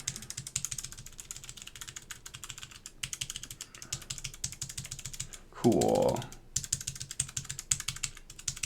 All right. So far, all these switches work, so we are good to go so far. So let's just do the rest of the alpha cluster, and we'll be good. So it's really good. So yeah, I thoroughly test the switches, my man. So with the board you get, you're not gonna have to worry about anything being faulty or whatnot. But these switches are pristine, so like the way they've been restored, everything's been deep cleaned and properly restored. Like these switches are like how they were when they came out of the factory back in the day. Oh, sweet, dude. So I'm happy you got the converter. You should be fine, dude. That guy has a good reputation within the hobby. He's an OG, so you should be fine. So that is fantastic. So I'm glad you're able to get your hands on the converter. And again, we'll probably get this board shipped out to you probably sometime this week. So that's gonna be really good. But yeah, this is a super, super dope board. So, and then I'll also send a cable with you. When I mail this board to you, I'll also include a cable, so that'll interface with this board. So, I'll include an ADB Apple Desktop Bus cable with this particular board, just so you can connect it to your converter and then connect the converter to your computer. So we're doing it all. So we're getting it going. So this is a really cool board. So, but yeah, you'll probably be one of the few people in like New Zealand like with this keyboard, which I find hilarious. So, which is super cool. So, all right, there we go. So super sick. So we're just gonna solder in the last alpha cluster. Also, I'll just let you know. I'll bring out mine really quick. So on this particular board, at least with the converter that I have, the equals key for some doesn't register. And this is the original power button. So I'll put these ones in. Who knows? Your converter may allow you to be able to use these keycaps. But unfortunately, just with the converter that I use, equals and the power buttons don't work. Because again, back in the day when you press this button, that powered on the Macintosh. So just these two buttons work. Everything else works as it's printed on the keycaps. It's just that's just kind of the quirks with my converter. Again, maybe your converter will allow you to pick up that the equals key, and maybe reprogram this power button to do something useful. But just kind of be aware those keys may or may not work depending on your converter. But like 99% of the rest of the switches will work as they are printed on the keycaps. So just be aware of that. So that's just kind of the quirks with these old boards and when we convert them and whatnot. So yeah, pretty good. So we're going to solder in the rest of our alphas, and then we're going to kind of go from there. So let's get our little vent here, suck up all the solder. Let's get the solder line out, and then we're going to go from there. And then we'll kind of get ready for final assembly and start doing the stabilizers. So let's turn this on. Let's get it going. Let's get that one.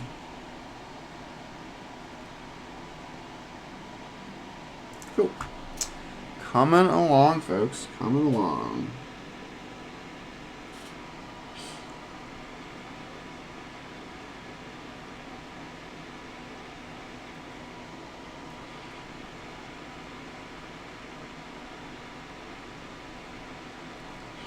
So it should be, yeah. So yeah, you'll be in that special club down under having this type of keyboard. So.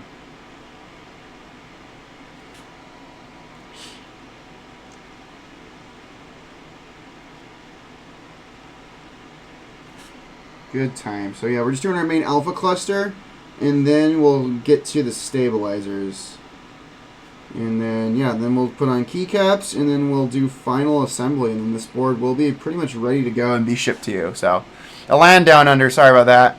So, hey, that's the American in me being uncultured swine, so there you go. I mean, just to poke fun at my fellow Americans, I think most Americans, if I asked them to point out New Zealand on the map, most of them probably couldn't find it. Which is really sad, because I also teach, like, part of my classes, I teach geography. And I'm pretty sure a lot of Americans cannot point out where New Zealand is. I'm like, it's very sad.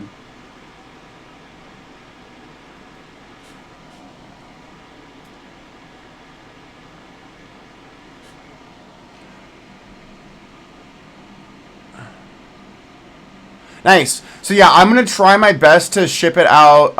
If everything goes well tonight, in terms of no dead or faulty switches, I'm going to try and ship it out Tuesday. So tomorrow's a holiday here in the United States, so I won't be able to ship it out tomorrow if I could. So Tuesday I'm going to aim to ship it out. Yep.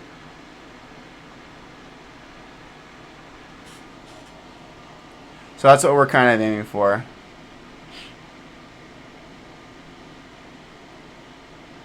Okay, yeah, so we should be good. I'll ship it via the postal service, and it should take about 2 weeks to get to you. So they're pretty reliable on that. And like I said, I have the other goodies I'll be shipping with this keyboard as well for your board for you. So I know there's the other Alps build we were talking about that you're going to do with the switches I'm sending. So should be a good time.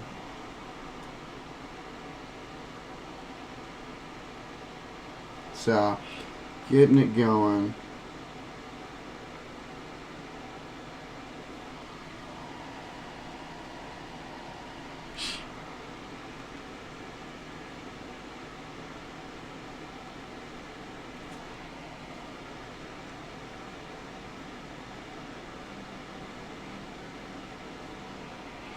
Cool. Almost there, folks. We have like a few more switches on this board, and we'll do one final test.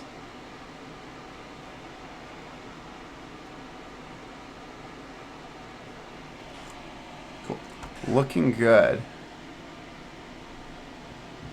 Ah, dude, Taobell's killing me, bruh. It's okay. You know, almost there. We're on our final few switches. So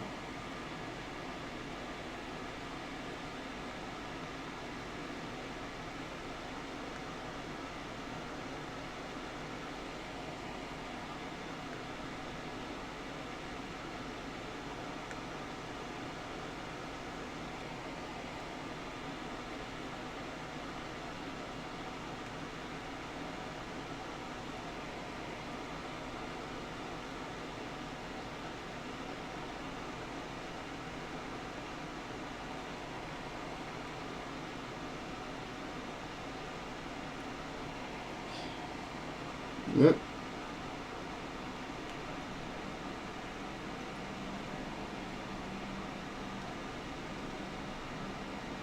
Cool. Almost there. We got like few more switches, folks. So the holiday should be either Columbus or Indigenous Peoples Day, depending on what your political leaning is here in the United States. I still gotta go to work tomorrow, but yeah.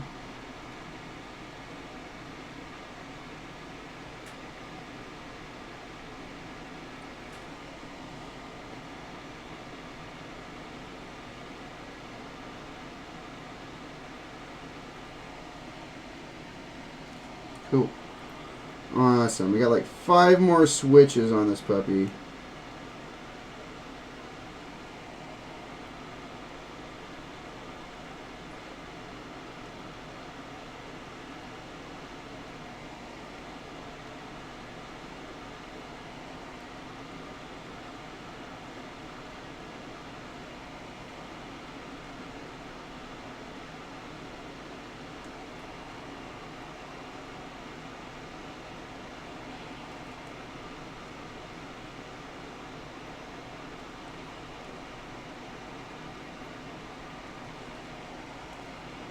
The last pin. Cool. Awesome.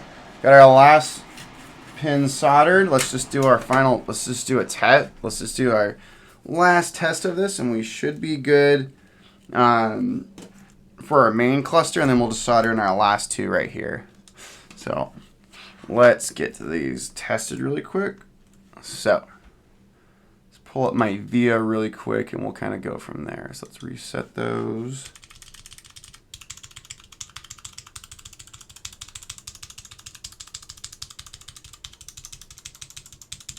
Perfect. Coming good, looking good so far on testing the alpha cluster. I mean, these switches were flawless when I pulled them out.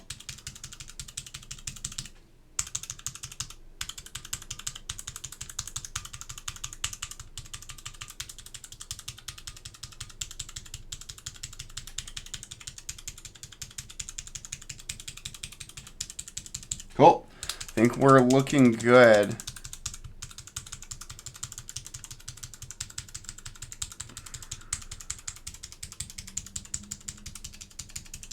So So I'm just thoroughly checking the switches, making sure everything registers correctly.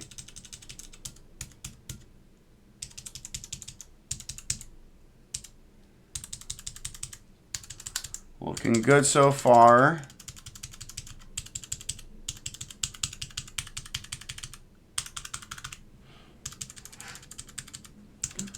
Looking good.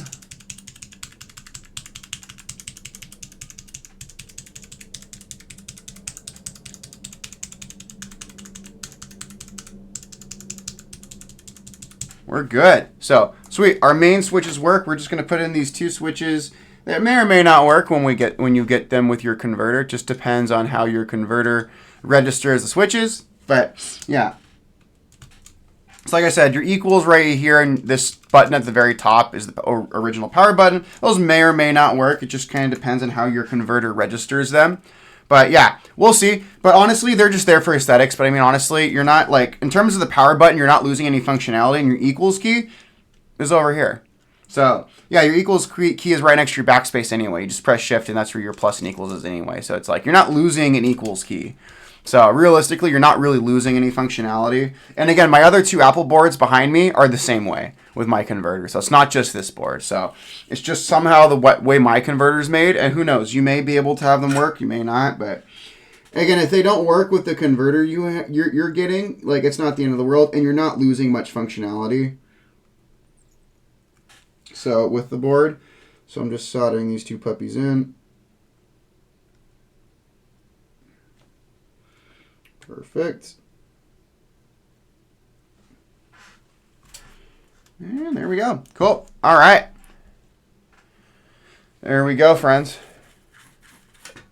Awesome. We are done soldering with this particular board, so that is fantastic. So put all of our... You put my solder wick away and like the switch opening stuff away because we're done with that. So done with those. And we're pretty much ready to start lubing stabilizers. So let me get my stabs out and let me get my keycaps out. So the keycaps came out really nice on this particular board.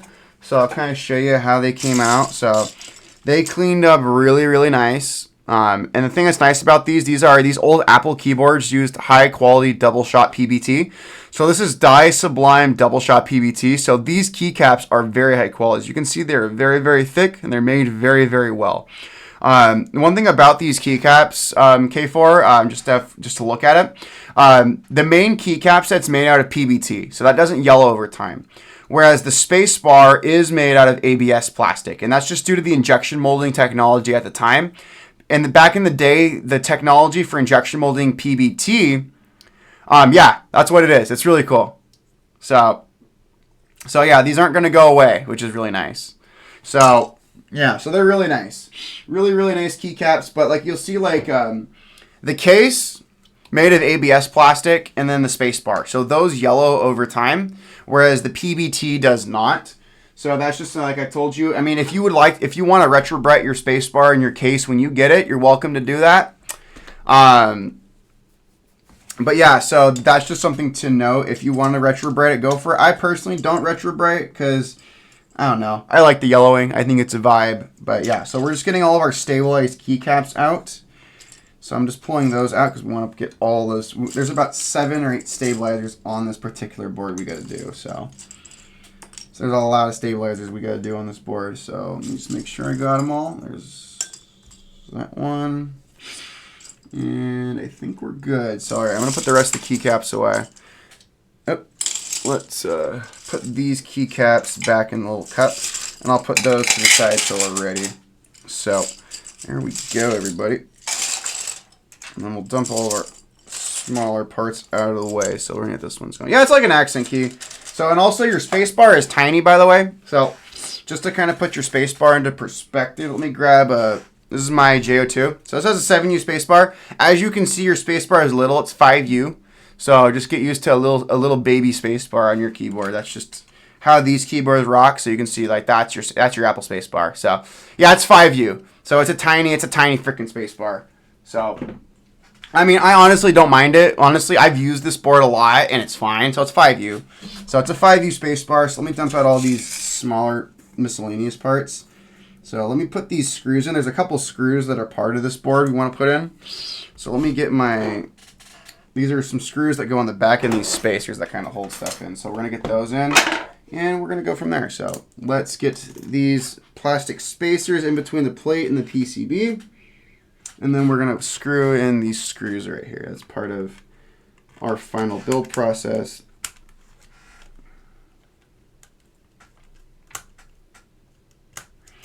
That's just part of the final build that we're doing. So we're putting these little plastic spacers right in between the board. There we go.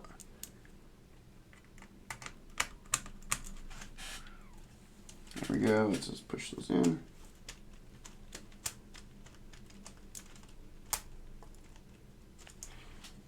Perfect. Now we got our little spacers in there. We got our case screws right there. We'll put those to the side and that little plastic metal piece. But yeah, we got our stab parts. So I think we're going to start putting in our, I'm going to do our space bar first because that's always just kind of a pain in the ass. And for the lube we're using 205G0 for this. That's the only time I recommend 205G0s for like Alps, like original Alps pattern stabilizers. So yeah, we're going to just kind of see how we do this. Let's get our stuff out of here and we're going to get it going. So perfect. So let's put our little stabilizer post here for enter. And another thing too about this board too, you have a, I call it a medium ass enter or like a little ass enter. So yeah, so it's not a full big ass enter, but you get like a little ass enter. So just as an FYI, so you do get that because that's very much a vibe with this particular board. So, I love my big ass enter. So it's all good, my man. So take it easy, dude. We'll be on here a while. These stabilizers are kind of a pain in the butt to do, so we'll be on here a while. So, and again, the VOD will be on YouTube. So I'll be back in a bit, boss. So we'll be here a while. Good times, everybody. Good times. So, all right. So we're just getting these puppies on. Perfect. Let me just take a look at mine really quick and just kind of see where is my. Right there. Okay, cool. Clipping them in right there. Awesome. So let's get my little spudger, and we're going to get these ones in, everybody. So we're installing our stabilizers. So we're getting it going, everybody. So it's going to be a good time. So getting all these boards in here, and we're going to get it going. All right. Getting these parts in here and we are good. Golden right there. So perfect. All right, let's get this going. This is the part of the build that is a little bit tedious, but like I said, it's worth it because again, we will be having nice stabilizers that are not rattly. So these will have a nice satisfying sound. So that's always nice. So all right, let's get these clips lubed.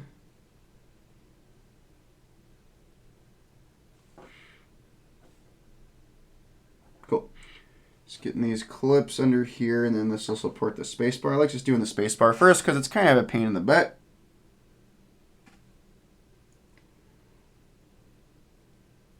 Cool.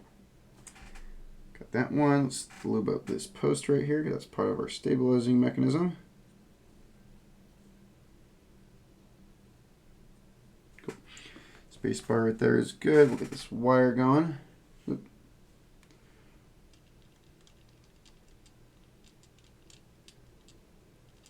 Awesome. Let's get this going.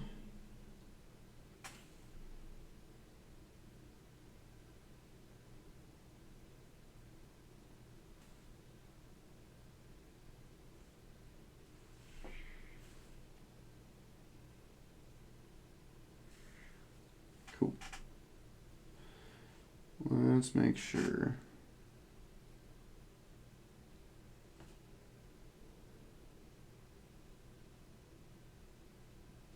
Cool. Awesome. Let's get it going.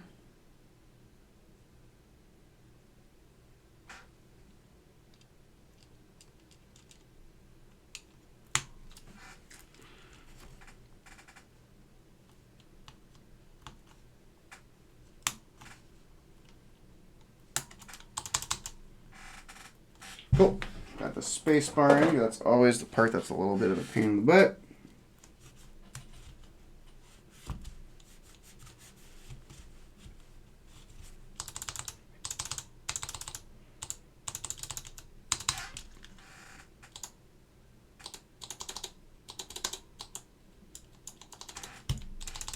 Alright, space bar is in. Let's do our big ass enter. And then we'll kind of go from there. So let's get that one. Let's get our little spudger.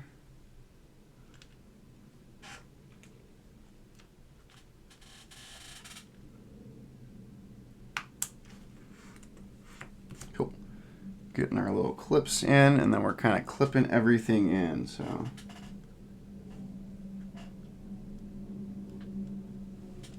good times, everybody. Good times. Awesome. Cool. All right, let's get our clips in.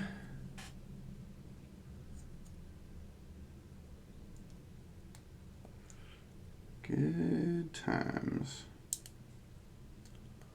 All right, almost there, friends. Almost there.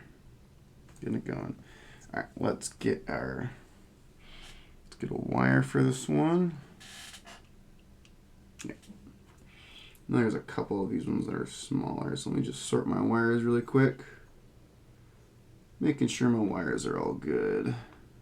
That one.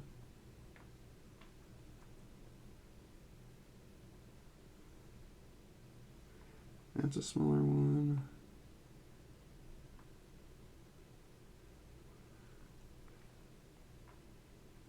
Cool, that's a smaller one. Sweet.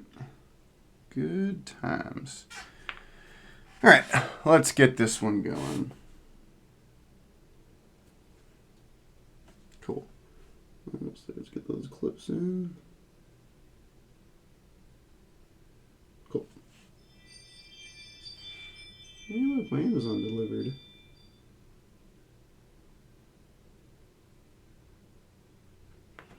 Cool. Awesome. Let's put this one in.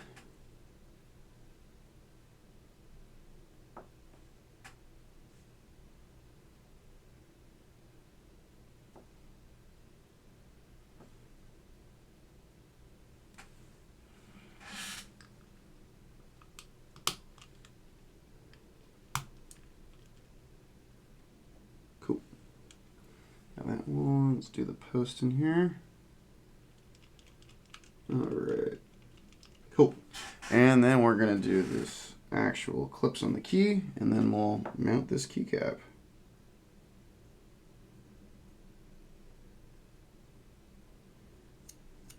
Cool.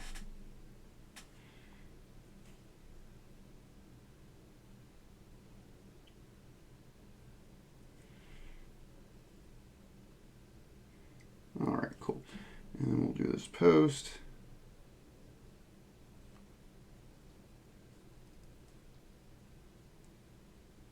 Cool. Got that one. And let's just do a little bit of lube right here.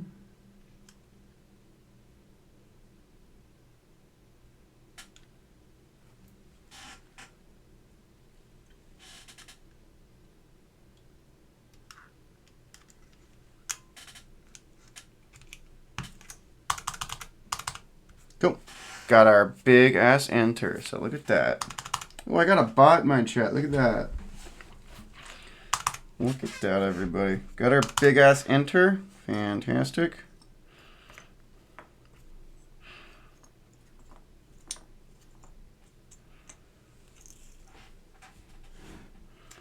All right, let's do our next set. I'm going to do our Apple button down here.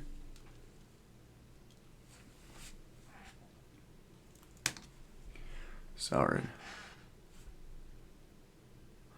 They're just always beige. I mean, that was just kind of the color back in the day. So, I mean, that's just, I don't know, like, not really sure why it's that color. It just kind of is. I mean, these things also, too, like, were tools back in the day. So, like, again, these were in businesses. These were in government offices, schools. Like, these weren't designed to be pretty. They weren't designed to be flashy. They were designed to do a job. And their job was to, like, again, type words onto a computer. So like that was these were very utilitarian tools, and they were viewed as nothing else other than that. So that's just kind of how these things were viewed back in the day. So yeah, so they didn't have any really, and again, the idea of keyboards being like vibrant colors and being really pretty and things like that, that's a very recent thing. So like last like 10 or so years. So yeah, but beige is a vibe. I like beige. It's a vibe. It just kind of grows on you.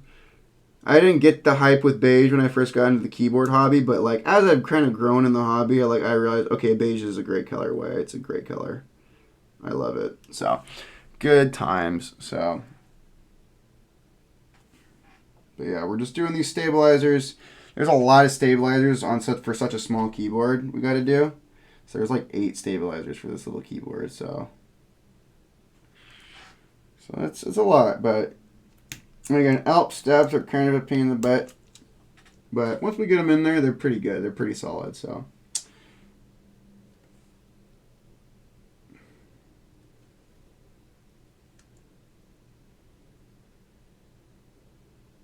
cool. Got that. Let's just do these clips. Yeah, old keyboards are a vibe. Old computers are just a vibe. I love them. So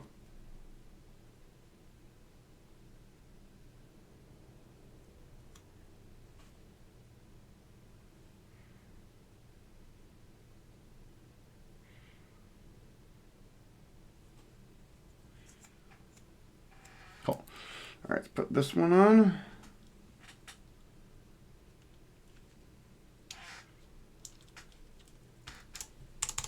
Cool. Got that one on. Cool. Let's do our control next. So let's put in some other stuff here. We'll do our control. We're getting there. So getting there indeed. So this is a really great little board. Perfect. Let's get our control here. Let's get our clips under this keycap.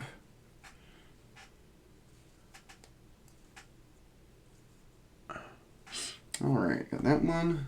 Let's get these. Let's get this lube on here, and we're getting there. We got like 5 more keycaps we got to do after this one.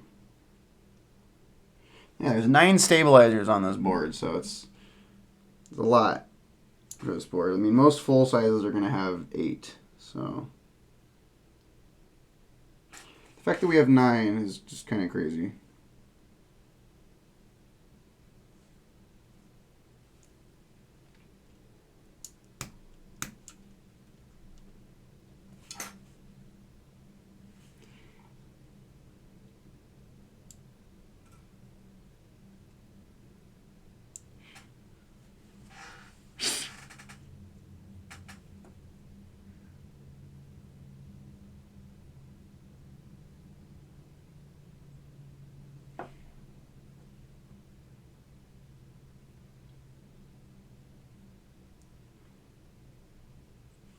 Cool.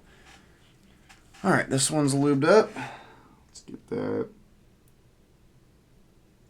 lined up and mounted. There we go.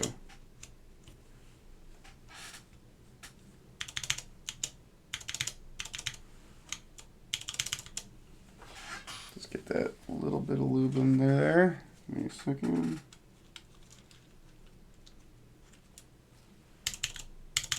Cool.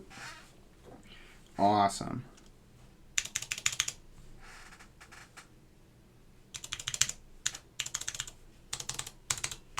Perfect. All right, let's do this power button up here. And then we'll get it going. So, good times, everybody. So, all right, let's get our next set of stabilizers on here. Let's do this power button up here. So, getting it going, everybody. And this power button is basically here to look pretty because it doesn't do anything. So yeah, the spacebar is made out of a different plastic. So the rest of the keycaps on here are going to be made out of PBT plastic. The spacebar is made out of ABS. The one thing with ABS, something about the chemical composition of how they made this plastic back in the day. It yellows over time when exposed to ultraviolet light. So, like for example, this keyboard right here, you can really kind of see the stark contrast. You can see that the case is yellowed compared, and the spacebar yellowed compared to the rest of the keycap. So part of the reason they did that is it was the injection molding technology that they had in the 1980s. So it wasn't as good. So they couldn't make big pieces out of PBT plastic. But the injection molding technology enabled them to make bigger pieces out of ABS. So that's why they made the cases and the space bars out of ABS, and they made the smaller keycaps out of PBT plastic. They didn't know that at the time, but there hasn't been a really good definitive answer as to why the plastic yellows over time. There's a bunch of different theories, and people have done research on it. But it just yellows over time, and the way you can get it back to its original color is you can either just stick the yellow ABS parts out in the sun for a few days, and that'll lessen the yellowing, or the way to really do it is called retrobrighting. So you essentially get a clear plastic tub and you pour hydrogen peroxide into that tub, and you place the plastic pieces in that tub and you set it out in the sun for like 2 or 3 days, and that'll bring it back to its original like nice gray color. Now, the thing with retrobrighting, just to know, over time, retrobrighting does damage the chemical composition of the plastic, and it makes it brittle over time. And also, it will re-yellow faster. This yellowing took 40 years. If you retrobright something and bring it back to its original color, it may re-yellow within a matter of a couple of years. So it kind of further accelerates the process.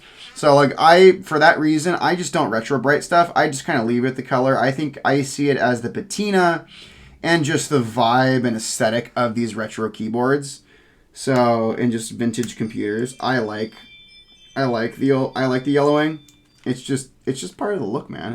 It's good. So, but yeah, it's a different color for sure. So, but yeah, it's definitely a vibe for sure. You either love it or you hate it. So, I know some people who insist on retrobrighting stuff, and I'm like, cool, that's you. But for my personal stuff, I'm cool with the yellow. It's the vibe. All right, cool. Let's get these clips on here, and then we'll get it going. Hold up. What's up? We're on the thing. What's up? Oh, yeah, that's the thing. You can strap it right there. Sweet. Thank you.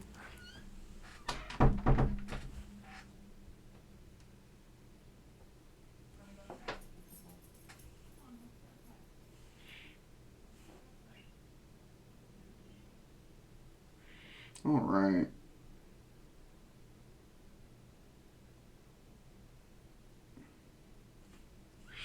Cool. Good time. So let's put this power button on.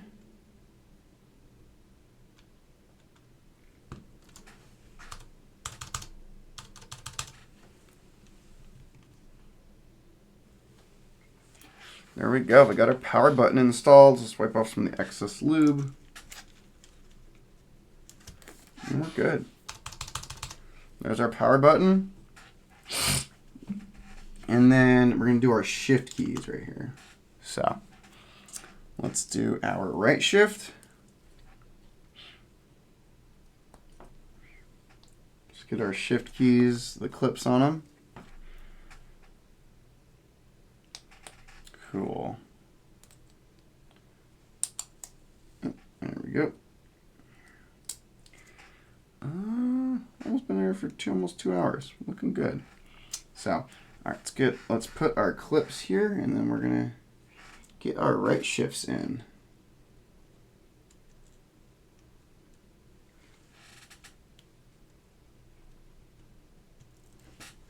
Cool.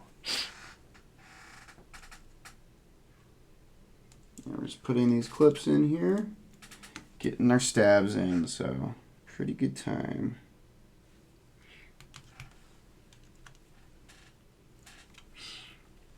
Good times indeed.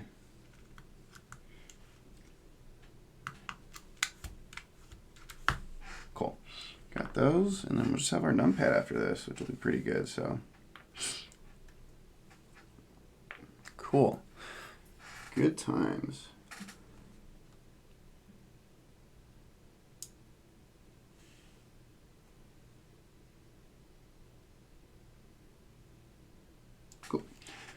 this one in.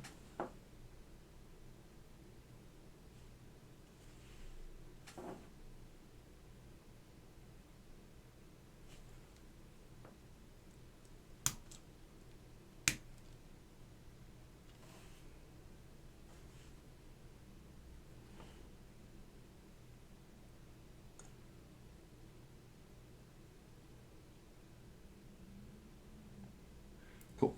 And then we're going to do our clips under here, and then we'll clip this shift key, first shift key in. We got two of them on here. We got left shift and we got right shift. So we're doing our left shift right now.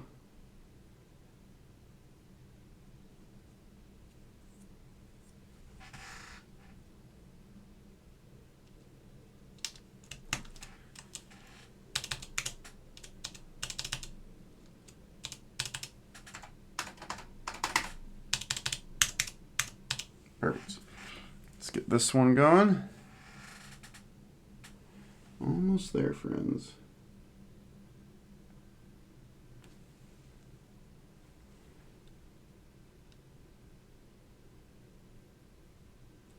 Cool.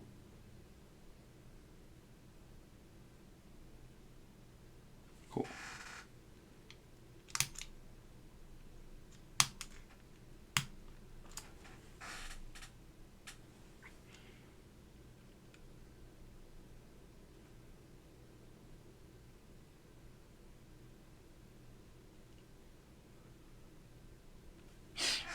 Good times.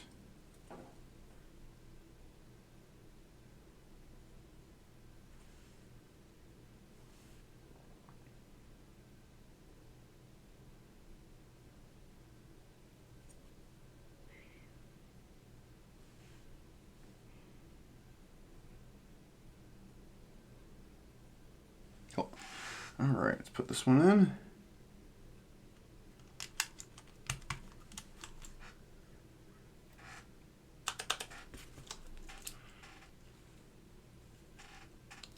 Good times.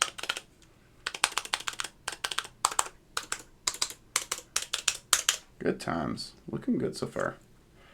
Really good. Got our main cluster of keys.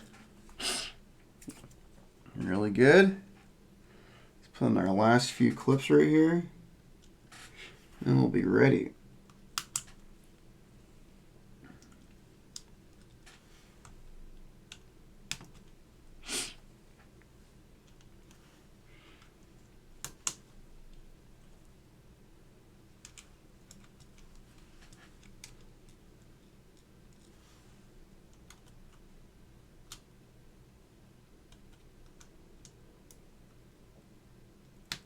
Cool.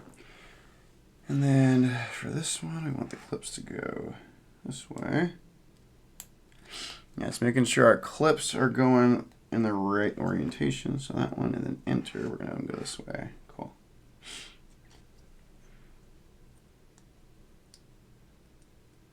Looking good. Look at that. Sweet. Got our last two clips here.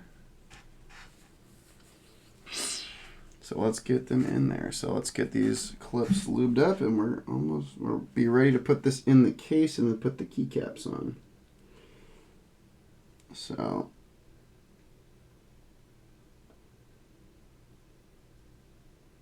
cool. Awesome.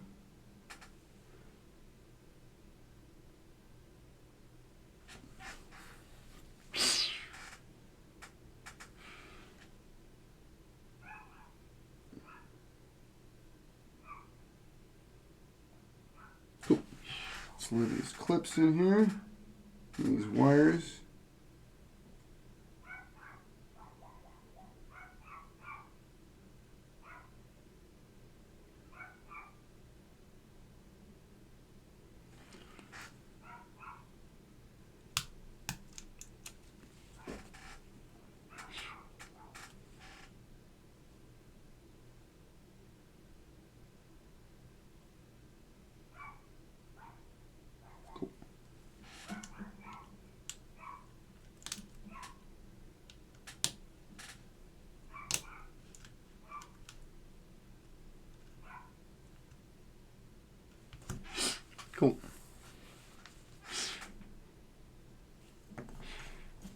right.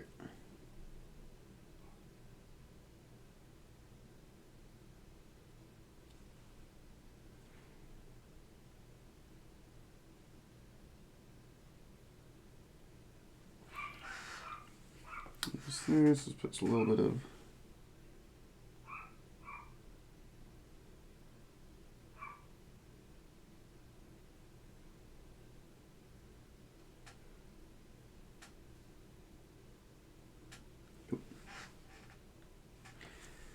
this one on.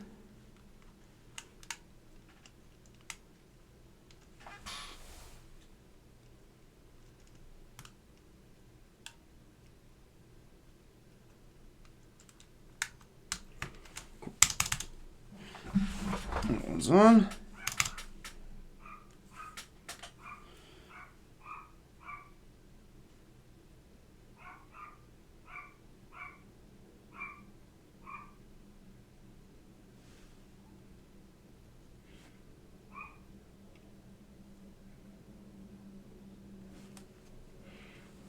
Cool.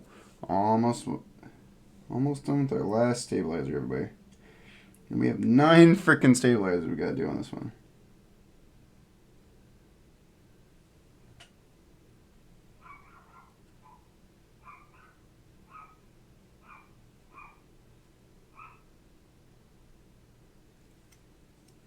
Cool. Last one.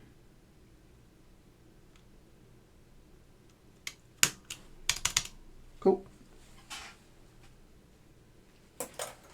Awesome. Let's put the lubricant away for the stabilizers. Just want to get a little bit of excess out from under here.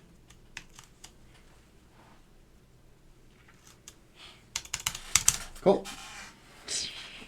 All right, so let's put this into the case, and then we're ready for it to start doing final assembly, which is really nice. So there's this little metal piece that has to go in here for shorting.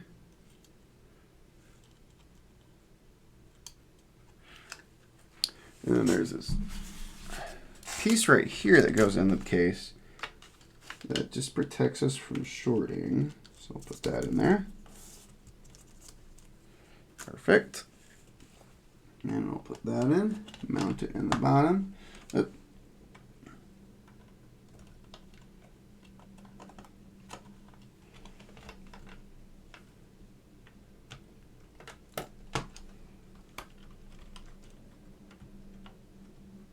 Cool.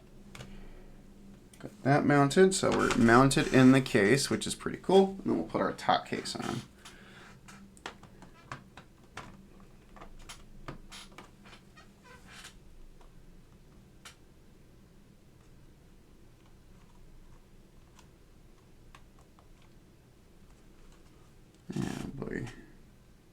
Oh, we got a little chip we gotta glue in. Give me a second. Let me grab my super glue.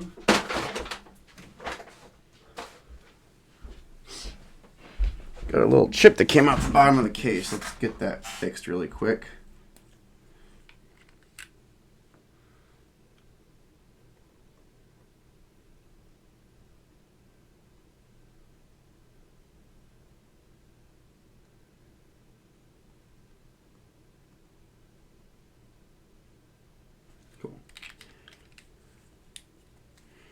Got a little chip right here that came off. We're going to get that fixed.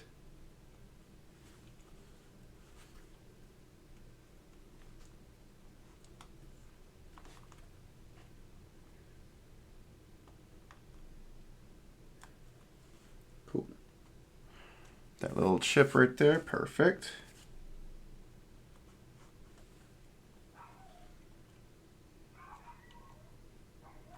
Kind of hold it right there so we can get that chip off right there. Perfect.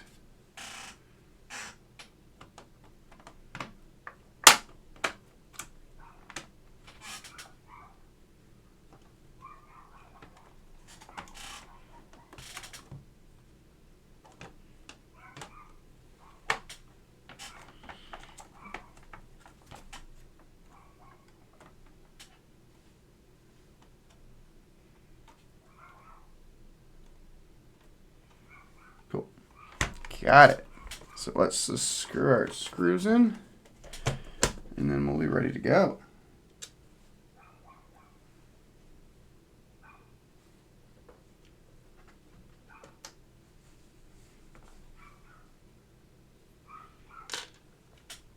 Okay, let me get my screws in.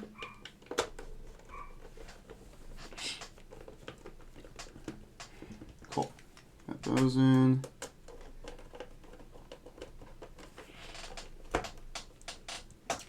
That one. And that one.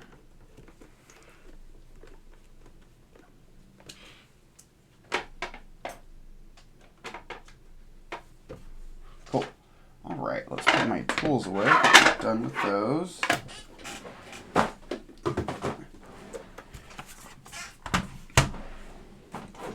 Almost there, folks. So.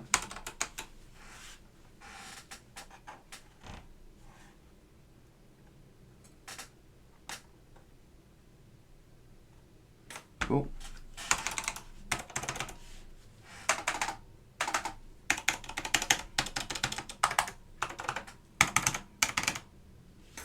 Cool.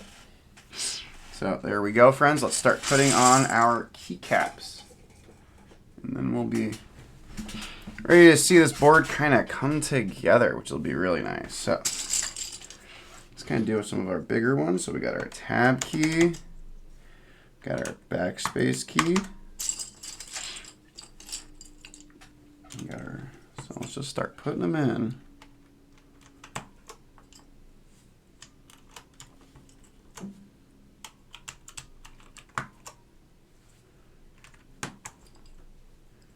All right.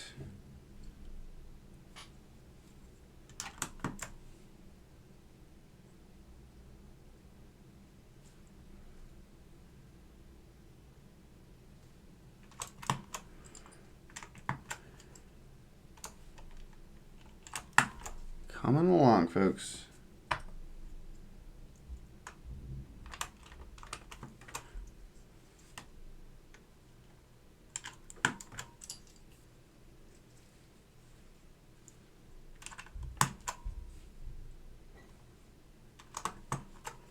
Cool.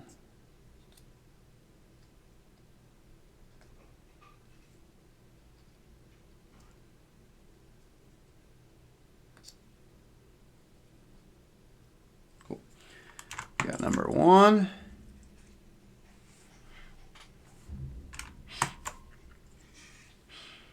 Coming along, friends. Let's put these on. Where's our option go? Right here.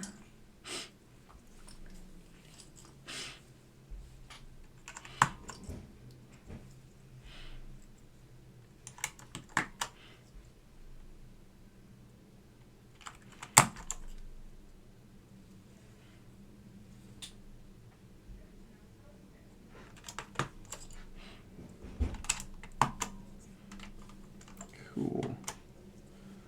Cool sign. Oh my god, it sounds so good.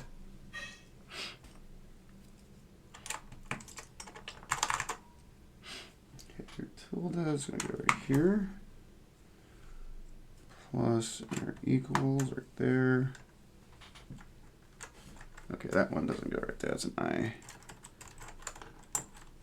It's a different keycap. Here we go.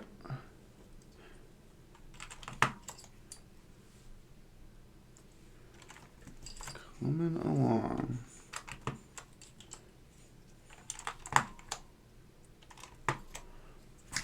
Coming good. We're getting all these keycaps on here.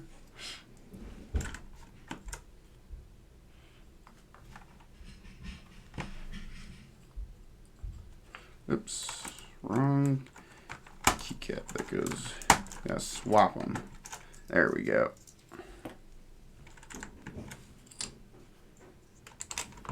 Perfect.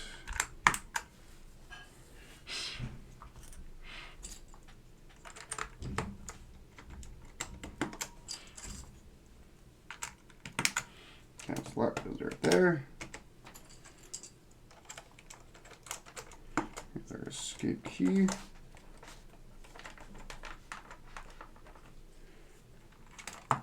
Coming along, folks.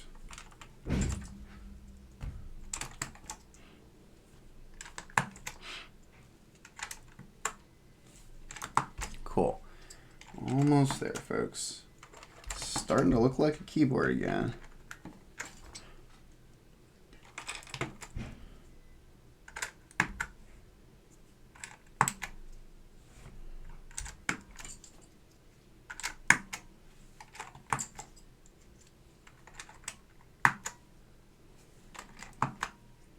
Okay, the star goes right here.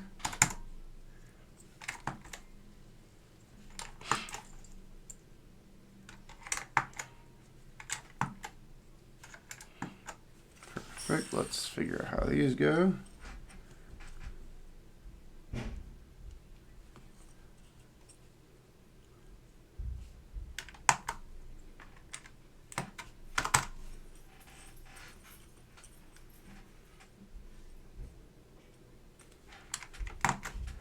think that's how they go.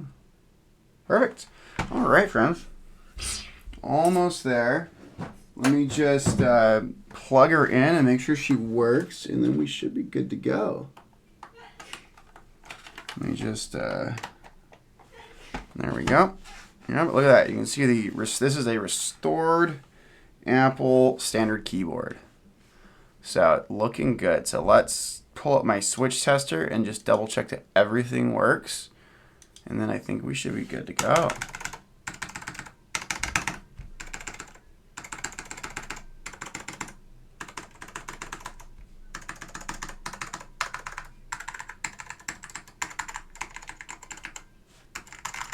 I put these two keycaps in the wrong spot. Oops. Let's adjust those really quick. My bad. That goes there, and that goes there. There we go. Perfect. Looking good. Spacebar, tilde.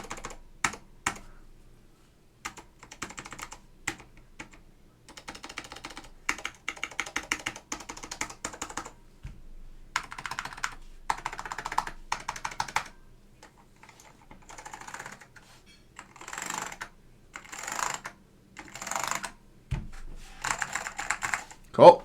We work, everybody. So kind of compare it to mine, and it is complete, folks. So that is really nice. So I'll kind of show it compared to mine. Mine is actually really clean. It actually wasn't very yellow, so you can kind of see just how the differencing in yellowing. But these are the exact same keyboard. So